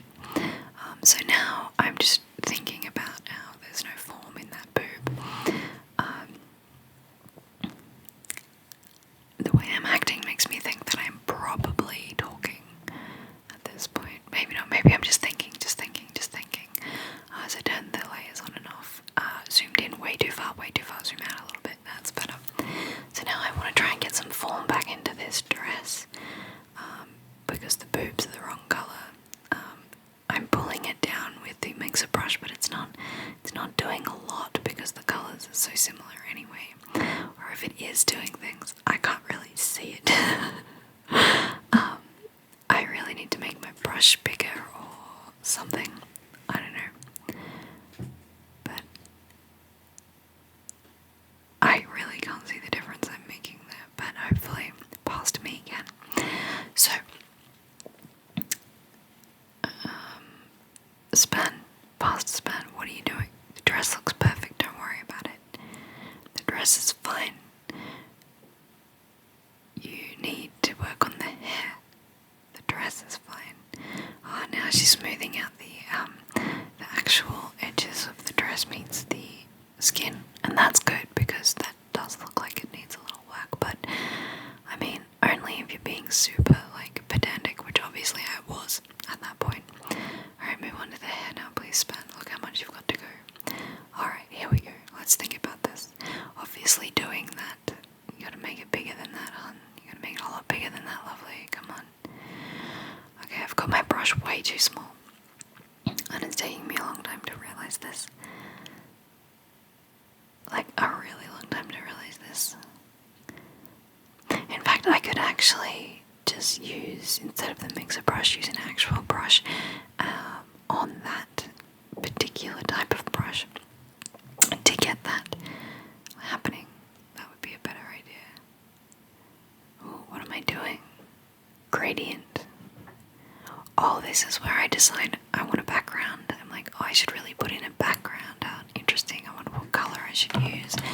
Let's try a purple. Is that even what there we go. So from the light, from the to the bottom, I'm like, oh no, the light should come this way. And then every way that I did it, it looked silly and wrong. So I decided not to do that.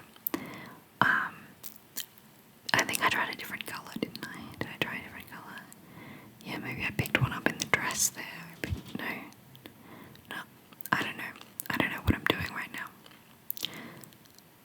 Oh, I've got the layer. I had it on the wrong layer there for a second, and I just blanked over all of it. So now I'm picking up that red colour in the dress there.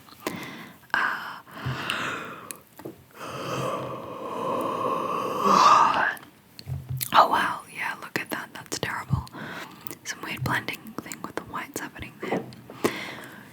So I just decided to delete that layer because the reference image does indeed have a white background anyway, so who am I to change it quite so much? Who am I to change it quite so much, quite so much, quite so much, quite so much?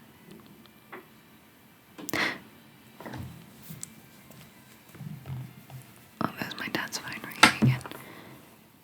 It's so dramatic when that happens. Oh, I nearly had the hair down. Yes, take it down, take it down. I did not take it down. I bet it's like that I bet it's like it is in the finished product, and I just don't remember.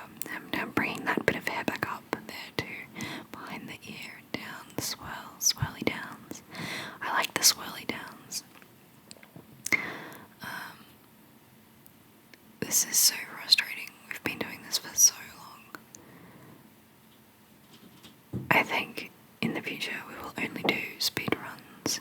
So if you're really, really, really, really enjoying this, make sure you convince me to do another one, because at this point I'm absolutely not doing another one. But if people love it, there are worse ways I could spend my time.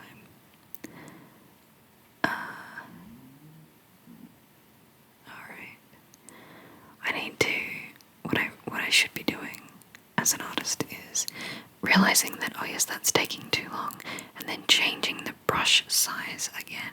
It is granted bigger than it was, but it's still way too small. I reckon it could be up to 500 at this point, or more, because really there's no details that need to be kept. Not that are needed to be kept, doesn't matter if you lose it.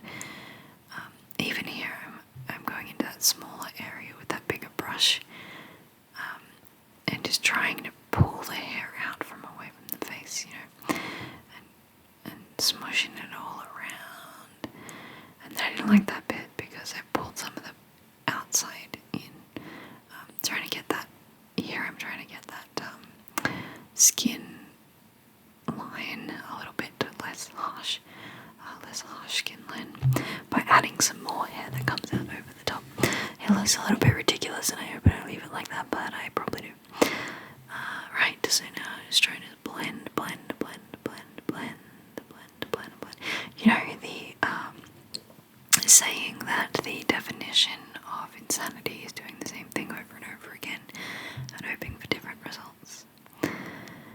I've been doing the same thing over and over and over and over again, but to be fair, it's not really exactly the same thing. It's the same thing on a different section of face. Oh, now I'm blending some more in the face. Oh, interesting. With the textured hairbrush, which will just make things a little bit more interesting for the eye to look at in the face there. I must have thought that cheekbone was still too strong at that point. Right, so now I'm grabbing that colour and just pulling it around, pushing it back and forth. And at this point I'm putting it towards the edge of the canvas, not pulling it from the edge of the canvas into the picture, because that would change the colour, because I'm not sure why, but the blender brush picks up the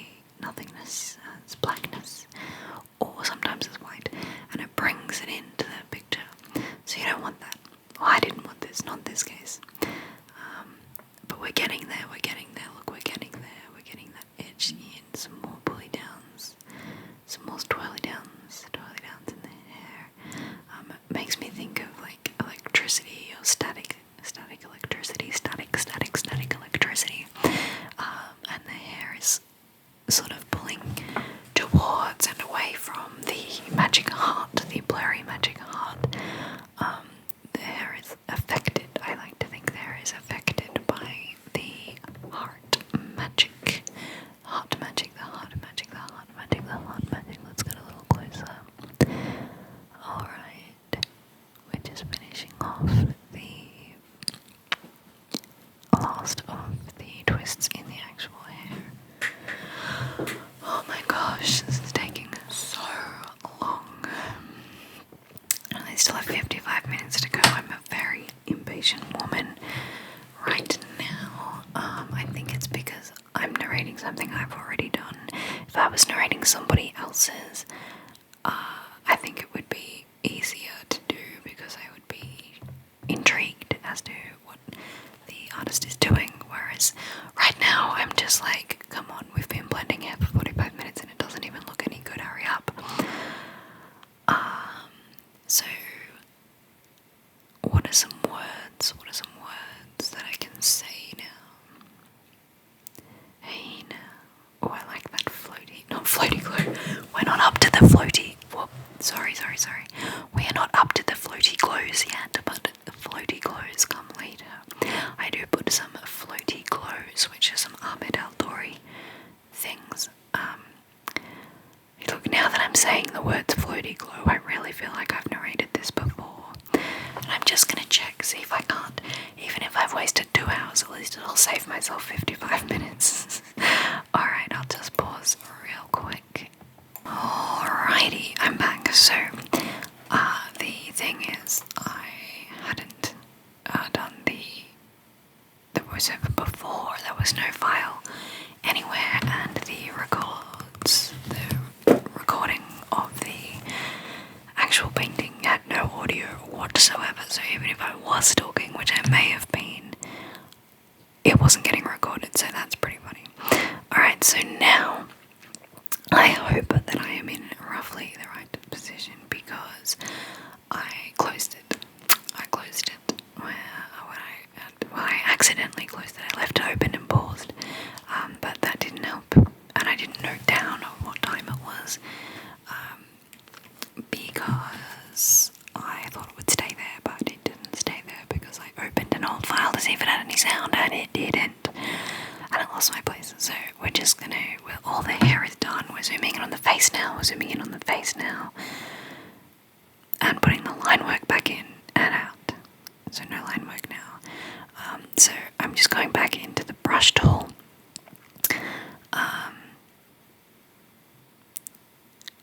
To look at all the different types, and I'm going in to get a texture brush, and for the skin texture.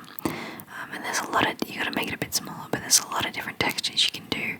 And I like to just, after I've blended, to come back in with a texture brush on just normal brush and make it a bit smaller, pick up the colours. And at the moment I'm shading, and it really looks like I'm just giving her panda eyes, doesn't it? So I'm just putting in that shading, and it's looking awful, if I do say so myself. But it is darkening up those darker areas, and just sort of, just a touch, just a touch. And it's just sort of blending that out again. I don't really enjoy this, but when you zoom out it doesn't look too bad. It does give her pretty big rings around the eyes. I'm obviously uncertain because I turned the layer on and off so many times, so now I'm just doing the same thing with the lighter colours, just to make that sort of whoops, I just made a mistake there. Alright, to make those shadows and highlights just sort of a little bit more interest in a little bit of detail, but a little bit more interesting. So rather than just all smooth, while we do want the base of it to be smooth, we also want some of it to be fascinating. Like, we want it to draw the eye, even though it won't consciously know that it's different. the subtleties of the texture that will make it better. Now I'm just going through those brushes again to try and work out which ones I want to use. And what am I doing? I'm just putting it all over her face there. I've used the skin colour and it is toning down. They're quite big specks I'm using so that the highlights and it kind of gives it a scattered effect so it doesn't look smooth, it looks like a textured skin. And I'm just doing that all over the highlights there of this skin. And at this point I'm not worrying too much if it gets onto the dress, because I will indeed get the eraser just like now and erase off the areas where there shouldn't be any skin highlights, because it is obviously the dress, and that includes in the fingers there, and obviously the eyes as well. And you do want it to keep it in the skin around the eyes though, but you don't want it in the like eyeballs itself, and you don't really want it in the ear or the background. Pardon me. So now I'm getting a different texture brush, and I'm going darker. And I left those lines on her face there. Okay, that's better. So I've got that brush, and I'm just making the planes of her face, right? I'm just sort of going over things that I've already done before, but this is a more interesting way of going over it again, because it draws more interest into the artwork, and it makes those smudgy lines, and it makes them a little, gives it more oomph, you know. It really, I don't know, it just ups the contrast again, I suppose. And now I'm doing some in the hair, because the hair is just, it was dreadful, really. It just didn't really, even though it was all blended, I was like, God, we just need something in that hair. It's just so blur. I think this is another day now. I did this over the course of a few days, and I'm just trying to really build up this image. So now I'm going to, oh yes, skin details. I like it when I do freckles. So this is a fun part. Oh, that's a bad colour. So I pick up the skin colour again, and then I try and bring it just down so it's a little bit redder, a little bit darker, and then I get a new layer and I just put those everywhere. Like I put those large dark splotches, the splotchy splotches, the large dark splotches, and I do them in various different sizes, in various different places, just all over the skin where I think the sun would bring out freckles. I really like drawing people with freckles, and I realise that the reference image, she doesn't have any freckles whatsoever, but I like characters with freckles, so if I'm going to draw something in my style, she's going to have skin blemishes, she's going to have freckles. That's my style. And as you can see, I've got the eraser out, and I'm just getting rid of those ones that are in the wrong spot. And at the moment, I've got the eraser on 100%, so that is going to completely get rid of what I don't want, which is great for places it's not supposed to be. But now I've turned the opacity of that eraser back down. It's also a textured eraser, a skin texture eraser, to 50, to half. So now I'm just going over so they're not quite as strong, you know. I'm erasing most of it, like not all of the colour, but a lot of it, and in some places completely erasing all of it. In the highlighted areas there would be less freckles because of the reflection, it wouldn't show up as much, but also in the shaded areas you don't want to make them too dark freckles. So you can see now in the arms I'm going back, I quite like it. I'm going into the face now, and I'm just bringing that back a notch, just taking it back, taking it down, softening it, it's softening her entire face actually. And at this point I'm really liking it, and if I wasn't a perfectionist I would stop here, because really I would consider that done. I really like that. Let's see what Anna has to say. She's getting more freckles, so she's going in with a different brush and just putting smaller freckles. I really like this brush too actually, but yeah, you do the same thing. You put in the freckles everywhere you think the freckles should go, and I've made them quite dark at this point, and now I'm erasing out. I've kept it on 50 and I'm just going over a couple of times the places where they really shouldn't be, and then just blemishes with an eraser just softens it so it's not quite so harsh, but still brings that contrast and that interest into it. I really am enjoying the shoulders. I like that. There shouldn't be so much freckles in the cleavage because it should be in shadow at that point. Yeah, so now, again, I think that's done. I would stop now if it were me, and it was me. So I'm here erasing. Oh wait, what am I doing? Ah yes, sorry. I'm going to erase away some of those lines, so it looks, the sketch lines. I want to get rid of it, especially around the hair. I'm going to get rid of, I've got the opacity on 50, so if I don't go over it a million times. Oh, I upped the opacity to 90. Yeah, so I want to get rid of all of those lines that are distracting and taking away, but you don't want it. Some of them are structural lines, like the jawline and stuff. It isn't quite pronounced enough in the painting to be removed completely, but all those hairlines, you don't need them. They're just distractions at this point. So you erase all that away, and then, yeah, so you don't need it in the armpits and stuff where the shading is best. You don't need it. Some places it's better to leave some of the line work, even though it's a painting, because you need that contrast really to just show up more. Like this armpit, for example, I erase it, but not all of it. I erase the big dark lines, but I leave that little bit there just for that little extra shadow. Right, and then getting rid of that arm. Oh, I love it, I love it, I love it. Getting rid of the lines in the glove there smooths everything out, makes it look even less like a hand now that there are no lines. So now I'm turning the opacity down and just softening some of those lines that I left. So I've deliberately left some lines, but I'm just softening them so that you don't actually notice them as lines themselves. This is especially important in the face. I have no idea what that sound was.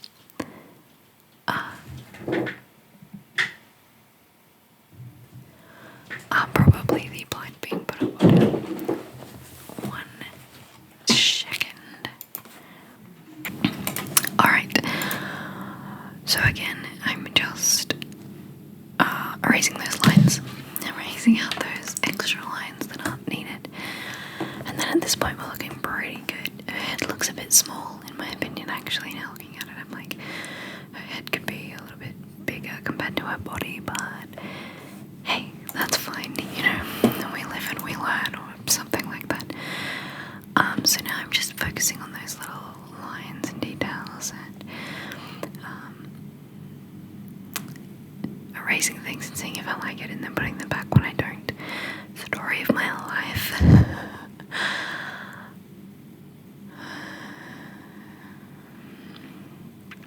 Okay.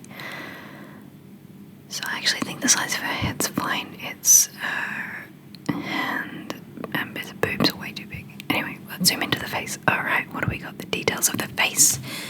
Yes. Alright, so now I'm going to try and turn those painted, those drawn lines. Well, at least this is what I thought I was going to do. I thought I was going to try and put some eye makeup. Yes, here we go. I think we're going to try and put some of the lines in her face. Yep, check, it's still recording. Yes, it is.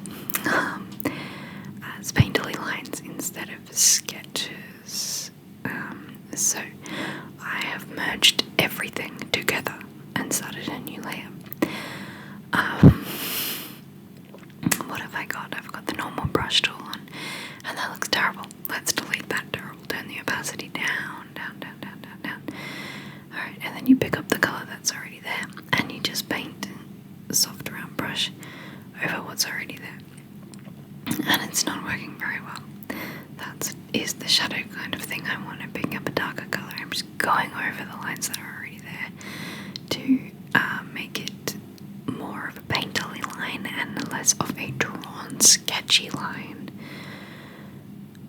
It is a bit of a different colour. I'm making it smaller. I made it 7, no, but 10. 15. Alright, I've made it number 15. 7 is the same as the sketchy lines, and I'm picking up some of the other colours in the face, and I'm just using that to blend and draw over the top of the things that are already there, the lines that are already there, just trying to soften up that drawn line. And here I've noticed all of the freckles in her eyes, and I'm like, not sure that's exactly what I was going for. Let's lessen those. So I did that just by painting in the colours that were already there. So now I'm picking up the skin colour again. We've zoomed out, and I'm just using that skin colour around the nose to make that line a little bit sharper. Bring the highlights back to the edges, and obviously there's still quite a lot of dark bits there, and that's okay because it's in shadow. Yeah, and I'm trying to bring that up without making it too obviously. Just okay. So now in the details of the eyes, what we're gonna do is make it look like she's got eyeliner and mascara on. So the reference image has quite a lot of eye makeup on the lady, the woman in the picture. The woman in the red dress. The woman in the red dress has a lot of eye makeup on. So I'm just trying to mimic that here. Trying to draw in where I would think makeup might go. And I'm making it black, black, black, so it stands out like stage makeup. And whoa, my eraser was way too big then. Made it smaller, just get rid of that little edge bit. And you can see some of the canvas texture in the texture brushes I was using earlier, and the eraser. Right, so now I'm just erasing out that top line because it was way too dark, and having a look to see what it looks like. Yeah, it looks like we need more work on those lashes. Those lashes need more work. But before we do that, let's do the purple in the eye some more. Bring that shadow back down. We lost that shadow somewhere along the line, so bring that brown. Make that light just... Okay, let's stop for 1 second. Yeah, make that light more rounded. 1 second. Alright, so we are in the home stretch now. We only have 37 minutes left. So this is really just details and refining, and the fun things are starting to come up now. So now you can see me putting the highlight into the eyeball of the hair. And by hair, I mean purple highlight, the highlight into the highlight of the eyeball. And then on this side, I'm just making that light purple a little bit bigger before I decide where to pick up that light highlight again. And then there it is, right? But it needs to be a little bit brighter, so I need to go in and in and in and in, and the brighter bits need to be smaller. So it needs to almost be white now in the middle. Yeah, so you make the different layers closest to the highlight pinpoint lighter and lighter. And then obviously the furthest bits away are the darkest, but in this, whoops, you gotta pick up that highlight and make it just a little bit bigger and branch over into the other highlights as well. So doing the same thing here, making the highlight just a little bit bigger. Right. So how's that looking? I have noticed making the diameter way too big. I accidentally did that. I think that's not something I usually do. Right, I think I'm stuck. Right, anyway, the eye makeup on this side is ridiculous, so let's max it with this side. Let's make this side match it. So I'm just thickening up those black dark lines and making her have eyeliner and mascara on. So this is the eyeliner section. And I am noticing that we're going to make it that thicker. Yeah, there we go. So that it covers into the eyeball, so that the skin colour, there isn't a thin layer of skin colour between the makeup and the eyeball. That would be creepy.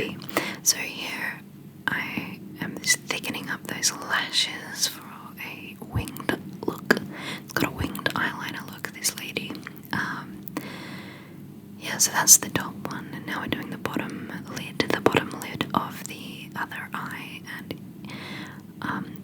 I personally don't put as much mascara on the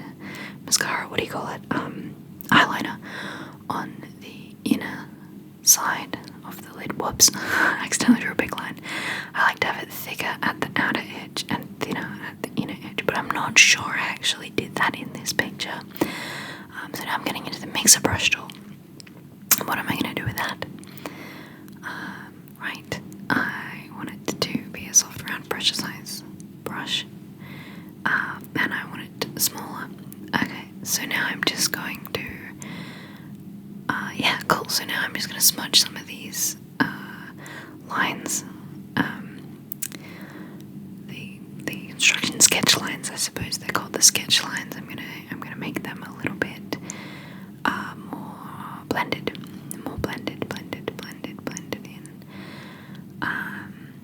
Oh, that under eye one there needs blending too, and those bits that are just not quite sketchy lines. Right, and I'm just going through and blending some of those, smoothing some of those sharper lines, and anything that looks a bit like it could just do with a bit of a smudge. I'm just giving a bit of smudging it around, smudging up those details. I'm noticing a lot of freckles in the hair, but I'm working on the eyebrows now. So the eyebrows have a lot of freckles on them as well, and they need to be more purple, really, don't they? So I'm picking up that purple brush, and I'm smudging the, I don't know what that noise is. I think it's just part of their fan heater, the heater fan, because the heater's on now, because it is now 6 p.m. and it's cold. Yes, the sun is well and truly down. Well, behind the mountain at least. It's not pitch black yet. But I'm just smoothing out that purple and skin tone. So, yeah, that's just getting rid of all those sketch lines just by blending in with a hairbrush.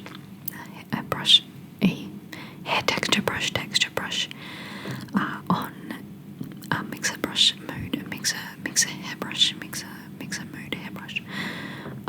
Again, just getting those lines in and out, and blending some of that skin color in and out, up and down, hot and cold, right and wrong.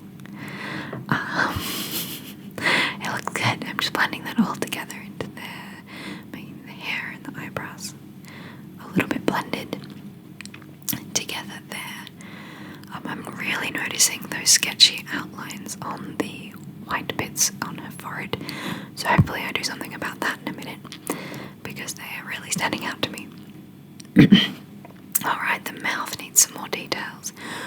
I hope we put some more highlight and more structure. Let's see, let's go to brush tool, let's go to soft round brush. Yeah, no, we're already there. Alright, now we're picking up that shadow, and what are we doing? We're just getting the edges a little bit more coloured, and a little bit, I'm going to bring that opacity up to 76 now, and we're just going to go around the outside to kind of shape these lips a little bit more, to sort of get rid of that sketchy outline look just by going over it with the colour that it's supposed to be. And I don't have it on 100% opacity, because you don't want to lose those lines too quickly, because whoops, there we go, because then I lose focus on what I'm doing. But the interesting thing here is the highlight is really splatter effect, so it's going to look like a line anyway. So see what I do with that. I think I'm just going with it. I'm like, oh well, we have a line now, I guess. And if you colour pick the colour as you go along, as it gets lighter, then yeah, that gradient happens as you go along. So now we're doing the top lip, and just trying to get that sketchiness gone. And I didn't colour pick it. What am I doing? Oh, I'm lip lining the entire thing. Oh, that looks, I'm not loving it, but it looks alright, I suppose. Alright, so now I'm picking up some of that mostly darker lip colour, just to make that dark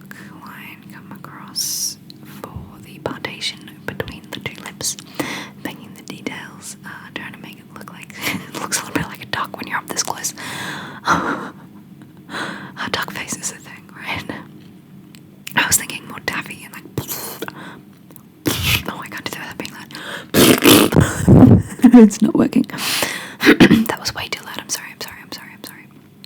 I can edit that out. Alright. So, now we've got her face, her lips. What are you going to do now, Span? Mix a brush. Yeah, good. And then pick up some of that colour, maybe. Or you're going to go to a hair tool. Yeah, so if you go to the hair, it gives all these little lines, right? And we draw like hairlines, but you can use those hairlines to make it look like the little, if you look at a lip, right? If you look at a close-up of some lips, you can see that there are little cracks and lines in the lips, and we're just going to use the brush tool, one of the brush textures, to make those lines a little bit see, just starting to come out, because I've got it in blender mode. It's just starting to form those cracks in the lips there. So if I come back down, you can see they're just starting to form. I probably need a different brush. Have I picked that up yet? No, I'm just still going for those. And I just bring some of the different colours up and down into each other so that it forms little lines, little strokes, little lines. And I'm making them, no, I'm not making them bigger. What am I doing? I'm putting them into brush mode, right? And then making sure we are in the right way, got the right texture brush on. We're picking up on with a few more lines this time. And we're just going to go straight, pick some of the colours and go a little bit lighter, because this is the highlight, right? So that was a way too thick a line. So now, there we go. You can barely see it happening, but what is happening is that the highlights are, well, there, I'm just making sure it's working by putting it in black, because sometimes I can't see the nuance. So I'm going to the line and I'm just drawing those lines in. Not mixer brushing, just drawing them in nicely, trying to get some volume and some texture into those lips, making them look plump, making the lips look plump. I'm trying to pick up some of that other colour so that it happens in the shadow as well, you know. So all these details are very easily spotted on the highlight of the lip, but you don't want it to just completely disappear in the shadows either. And sometimes you can bring that light, just like I did there, down into the shadows, and no one even really notices. It doesn't take away from the darkness at all, but it does just add a little bit of texture into that shaded area. So that's looking pretty good to me. But the botanist in me is going to keep going more and more lines. I'm going to pick up that light colour again and just go over again. I imagine that's probably as light as I'm going to go, because it's almost white now at this point. And you can see that the shadow isn't all the way to the top of the bottom lip, because the top lip would cast a small amount of shadow to stop the glisten. So I think I did that all right. It looks a bit weird, like it might be off a little bit, but now yes, hopefully we're at the fun stage now. Alright, so we have flattened the image. We have made it to mix a brush tool. We've got the soft round. Interesting, what are we doing with that? I just put a line in there, I don't think I noticed. I'm just softening the lips now. I'm just softening those hard edges that I did draw in earlier. So that's nice, we're just softening that up again. That is something I should have done. I am happy I've done this. So that's just making sure that it's not too crisp. Otherwise you will look straight at her lips and then at nothing else. Which, you know, you don't want one feature of her face to overpower the rest unless you're deliberately trying to focus on that feature. You don't want to be upstage. You don't want to upstage the eyes with the lips. Generally, if you don't have a specific purpose for a portrait, you want the eyes of the viewer to look straight into the eyes of the portrait, because the eyes are the window to the soul, and the personality really shines through the eyes. Like, they don't really, some people have, like Elvis Presley has really telling lips, but a lot of people's lips, they all look very similar. Sure, like big lipped, small lipped, thin lipped, that sort of thing. But it's not like the eyes. Like the eyes really, it's much easier to tell what's going on in somebody's eyes than just looking at their nose, for example. Sorry, I need to cough. Oh, I hope it's not COVID. Alright, I have now noticed that weird line I drew earlier, and I'm just softly getting rid of it. Okay, so now, what are you going to do, Span? It's a new layer, right? And I've got the brush settings accidentally into its own tab. Oh, I don't like it. Put it back, please put it back. Thank you. Okay, I'll put it back, never mind. So now, I need to get a texture brush, I hope. Oh no, going back to freckles again. Cool. Alright, what are we going to do with the freckles? So we're starting a new layer, and we are going a small freckly brush on a dark red layer. Oh, in a black layer. What are we doing?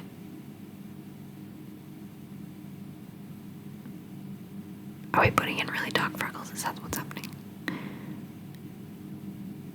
I don't even know. Maybe I've decided against it. Oh no, making it a little less dark. That's better. Alright, now I'm changing it to brush tool. Okay, it was on blender mode. That's why I couldn't see it was on mixer brush. So picking up that freckles. I'm doing more freckles. More freckles. Alright. So I'm picking up that shadow and I'm just putting in some bigger, stronger, fun freckles. Just putting it all over. Obviously I didn't think the freckles were enough. And then I get the eraser and I make it big and I just start erasing out where the freckles really shouldn't be. So in the dress, in the glove,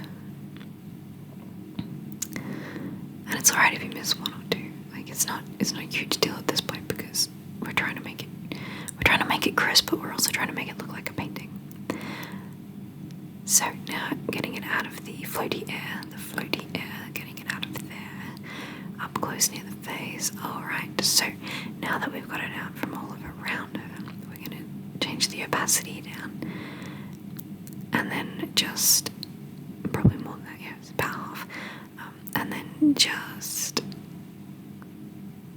yeah, about half, good work, a bit less than half, yes, so that the freckles come out the strongest. So I'm just going to, adding another layer of freckles never hurt anyone, in my opinion. I love freckle layers, and I find it such a fun thing to do. Like it just makes everything go from this really flat, boring, to this really exciting, interesting, and that's really fun. I feel like there's a lot of static electricity around this girl. Like if you were anywhere near her, you'd get shocked. Right, so now I'm just softening them in the face a little bit. Alright, that's enough softening. That's enough softening. What are you going to do now? This is exciting. Alright, now we're going to go up to... Oh yes, we're minimizing the folders again. We're going to go to the Aaron Griffin. Oh no, we're going to go to Ahmed Al-Dori. So this is Meds. Oh, is this Floaty Glows? It's a Floaty Glows time. Here we go. Yes. The floaty glowy glows. Alright, so I've got the floaty glowy glows here, which I am going to pick up the colour of the red, get a new layer, and I'm just going to paint. That's freckles. What happened? That's the freckle bros. That's definitely not the floaty glows. And then I pick it up again, and then what's happening? Go back to the floaty glows. Ah, there we go. We were on the freckle. Now we pick up the... What happened? Something moved. The floaty glow glows, the floaty glowy glows. There we go, that's looking better. So then I just put the magic everywhere. It's shiny, speckledy magic. The floaty glow magic. Then I make it a little bit lighter and brighter, and then I zoom in and I put more floaty glows around. And you want to put it between the two hands so it looks like the magic is forming the heart, and then I make it even brighter still, and put even more floaty glows around. And I realize this is distracting, right? It's a bit much.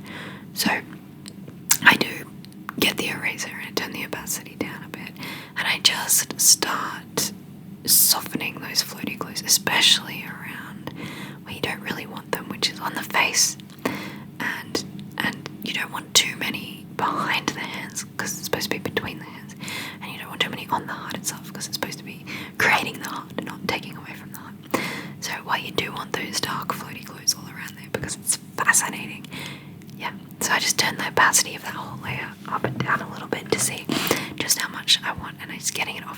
face there because you want the freckles to stand out, not the floaty glows so much. So I'm just softening them up a little bit more, just a little bit more. Yeah, that's looking so good. I love the floaty glowy glows. The floating glowy glows. Yeah, you should check out Ahmed Eldori as well. He has some fantastic things. His latest challenge, well, the last challenge I participated in, was called Meds Hundreds Heads. Getting some larger floaty glows now, and putting them around as well. Again, in that lighter colour, just adding some sparkle, some shine. Where you had to draw 100 heads. 100 heads in, was it 10 days? That seems like a lot. 2 weeks. Anyway, you had to draw all these heads really quickly. And I did do it. It didn't look very good, but I did it. And I need to do like 100 more, 200 more times, yeah. So it looks much better with the floaty glows, don't you agree? Makes it just a little bit more interesting. I did notice there was a bit too much in her shoulder. It was a bit too much in her shoulder, so I did erase that off. Right, so now I'm just closing that reference image because at this point I'm so far off using it, I don't really need to look at it anymore. Right, so now what are we doing? We're putting in some whiter floaty glows. You can never have too many floaty glows. These are yellow, the colour of magic, obviously. Oh, I'm offline. So at that point, I'm just bringing in that extra colour to make it really oomph. Okay, and now I'm flattening the image. This means fun times ahead, getting a new layer, putting it to colour dodge, yeah. And then now I'm getting that canvas. Yes. So this is what really makes it look like a painting, is that canvas consistency, right? Alright, so what am I doing? Yeah, picking that back up. That's great. I've put it on colour. Yes, okay, so now I've got a mixer brush, which means I'm just putting in some imperfections. So it's going to smudge. It's just going to smudge it out, and I'm going to put those smudges in discrete locations where I think, it just needs a little bit of focus off. Just make sure it's still recording. Yes, it is. So hang on one moment. I am smushing around some paint. Right? So that's just leading the eyes into and out of different places. I want to stop and pause, but if I do that, then I'll see the thumb there. I'm like, yes, no, and I'll do it again and again just to see what looks painterly and what looks just like a glitch. And you don't want it to look, glitches can look cool, right? That's a cool aesthetic, but you want it to look glitchy in a way that doesn't take away from the aesthetic that you've got going on. Alright, I'm so sorry about that noise. Give me 1 second, let's go back over. Alright, well, we're just going to have to keep going because otherwise we're never going to end up done. So. The clanking in the background is unavoidable, but I'm just blending up some of these lights. Pardon. It's amazing how much this microphone will pick up. Alright, so I'm just getting that texture brush and I'm just going into places where I'm not 100% happy with and blurring them out. Not really blurring them out, just mixing them so that it looks like a brush stroke. And see, you want to put a little bit in the eye, but not too much. Like you want to, see, like that, like it brings the line and it looks like I've just drawn it in, and like how that's too much. See, in those fingertips, that's too much. Let's get rid of that a little bit. Bring it out a bit more. Get rid of it a bit more. Story of my life. So you gotta really think about which lines you want to keep real sharp and which ones you're happy to make interesting, to bring a little bit of interest into the. Here I am floating over the face, just wondering what should I do.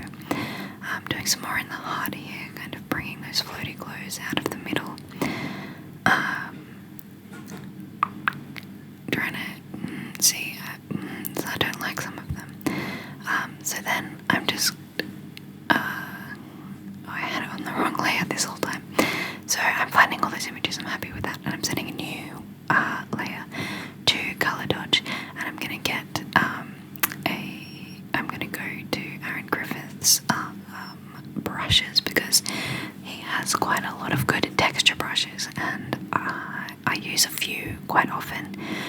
not sure which one I'm going to use this time though.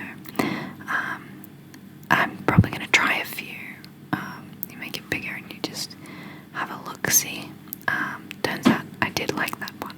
No, did. Surprise. I'm putting it in black. What is that? It just comes out white though. What am I doing? Okay. So I'm just fiddling about here, seeing what colours make what come out. Trying different sampled brushes and playing around.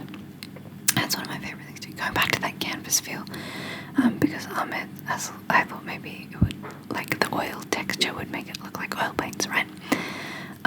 So yeah, we're still in the colour dodge layer, and I'm just trying to get something that looks alright when it goes through the colours, and I'm making it quite large. The brushes should be quite large at this point. It's in mixer brush, that's where I'm going wrong. Here we go. Now it's in normal brush. That looks much better, doesn't it? You can see the texture. Alright, now I'm happier with that. There we go, look at that. So what I do is I just get that and I just put it all over the place, and this really adds a sense of texture.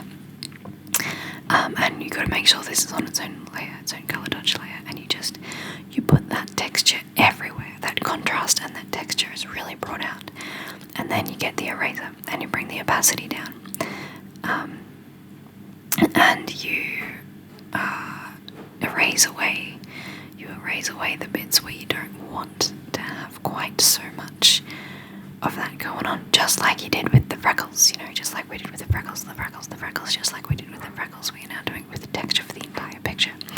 So we want to erase away, make it even bigger around the hair, because we don't want that much contrast of that particular style of that, and we don't want it in the face, so just keep going over the face. But yeah, that's looking a little better now, right? Because before it was just too much, it was everywhere, it was too hard to see, and it was really noticeable, and now it's less noticeable. So now you get a new layer, and you put it into colour dodge. Oh, I've accidentally made it linear dodge add. Don't know what that means, but here I am, making it super bright and pink, which is fun. And I'm enjoying this actually because it's changing. I just changed the colour again to make it more of a purple, because it was a little bit too pink, even though it was in set to colour dodge, So now you get the eraser and you just go over that, and really the face is the only place you want to really make sure there's not too much. And it just brings this textury brush stroke feel. This is my favourite part. Whoops, accidentally minimised it. This is my favourite part of the whole thing, I should really edit out the minimizers and stuff so that you can't see my desktop. And here I am going over the hand and the photo close to erase it away, because I was thinking to myself, you want to keep that the same colour, You don't want it to be too standouty and too bright. But I do like these lines going off in all of the different directions, different shapes and sizes, different textures, different colours. I love that. I really like that. So now I'm getting a new layer and I'm setting it to a colour burn, because I thought we needed some oomph, some really dark shading. I was like, it doesn't have enough contrast, so now I'm going through and putting some flecks of darkness in, and I'm just putting over that side of the face, that dark side of the face there. I actually really like how that turned out. It did make her lips go a really funny colour though, but it just kind of adds this depth and this intrigue into the picture, because before we were making it lighter and brighter, which was good, but now we are making it also darker and richer. And I'm really enjoying the blue in her hair here, and how it's darkening up the reds, the red tones. It's probably too dark. I mean, if you look at it, it's quite dark. And it's really pink in the skin, tone. So we'll have to get the eraser as now, and then just really get rid of that, get it out, get it all out, especially on the light side of the face, and you want to get as much out on the light side of the picture really as possible. And you can see my computer here is struggling again to keep up. You don't really really want that heart to have too much darkness in it. I mean, sometimes I do. A heart of darkness sounds good, but look at that shadow. Yes, look at those shadows that have been into that dress. So much oomph, you know. There we go, look at that. Yes. Starting to look interesting, to fascinating. Her eyes are looking a bit weird. Her hair was a little bit too dark, so I just lightened that up a bit. Right, so now I'm getting a new layer and I'm setting it to color dodge and I'm putting it to bright red. Interesting. And I'm just going over that heart. And then I thought that was the wrong color, so I'm going over that heart again. So I'm just changing that color around and going over that heart again and again in different ways. And it's sort of brightening it up now. There we go. We're getting there now. So that it draws the eye too. So all of that light purple colour, it's basically all gone now. That's very interesting. So now I'm adding it to pink and I'm just putting in some really bright highlights and just sort of having that light radiate out from that heart, which I think looks pretty good. And then I'm picking up that purple and I'm just doing that out even further. I've lit up a bit of her face there, which is actually, that's alright. Oh no, I'm putting that darkness back across the side of her dark side of her face. Yeah, good. Putting some dark in around the rest of the head and the hips. At least the bigger the hair, the smaller the hips look. Alright, so now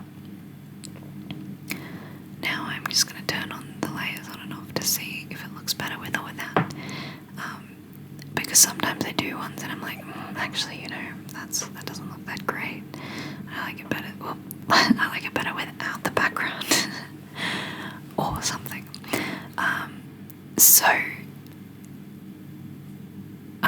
Yeah, that's just me going through methodically, turning it on and off, and just looking aesthetic. Like, it's much better with that color burn. See, really gives that some detail and brightening up that love heart. It's a choice, you know. I wasn't sure about it. I really didn't know what to do. And I was like, that bit's a bit dark. Oh, it's a bit light. It's a bit dark. It's a bit light. Yeah, I like it better dark. I hope I keep it dark. What am I doing? Making it bigger? What am I doing? I'm making it smaller. And I'm zooming in. That's why. Because look at how crusty it looks. Alright, so now I'm going in over the eye, just a little bit out. And then I also need to get that detail off of her nose there. The shadow off her nose. Span. You need to go in and get the shadow off her nose. I hope I do that, you know. I'm making it darker. That's actually really cool, but it's not the look I'm going for. So, what am I doing now? I'm zooming in, hopefully getting that dark colour off her nose there. Going smaller. What are we doing? The eyes, yes. Now we're just putting some colour in the eyes themselves. We've got a new layer set to colour dodge again, and we're just brightening up those eyes. And then we decided we didn't like it, and we're doing it again. So interesting, isn't it? What I do and then don't like, and then don't like, and then do, and then it's also interesting in editing how different my opinion is of what I should be doing with this artwork. I guess that's the idea of fresh eyes, you know.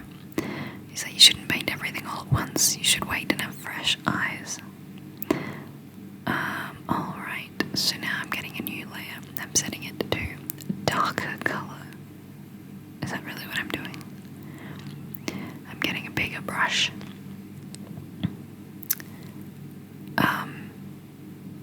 In the dark. Yeah, sure enough, I'm darkening up those reds. Alright, now we're taking it to colour burn. Yeah, that's better. Take it up to the red. That's it. Going over it like that. Yeah, that's better. I like that better. It just adds that little bit of rich deepness in the colour without desaturating it. Darkening without desaturating it. And I think that's very important, actually.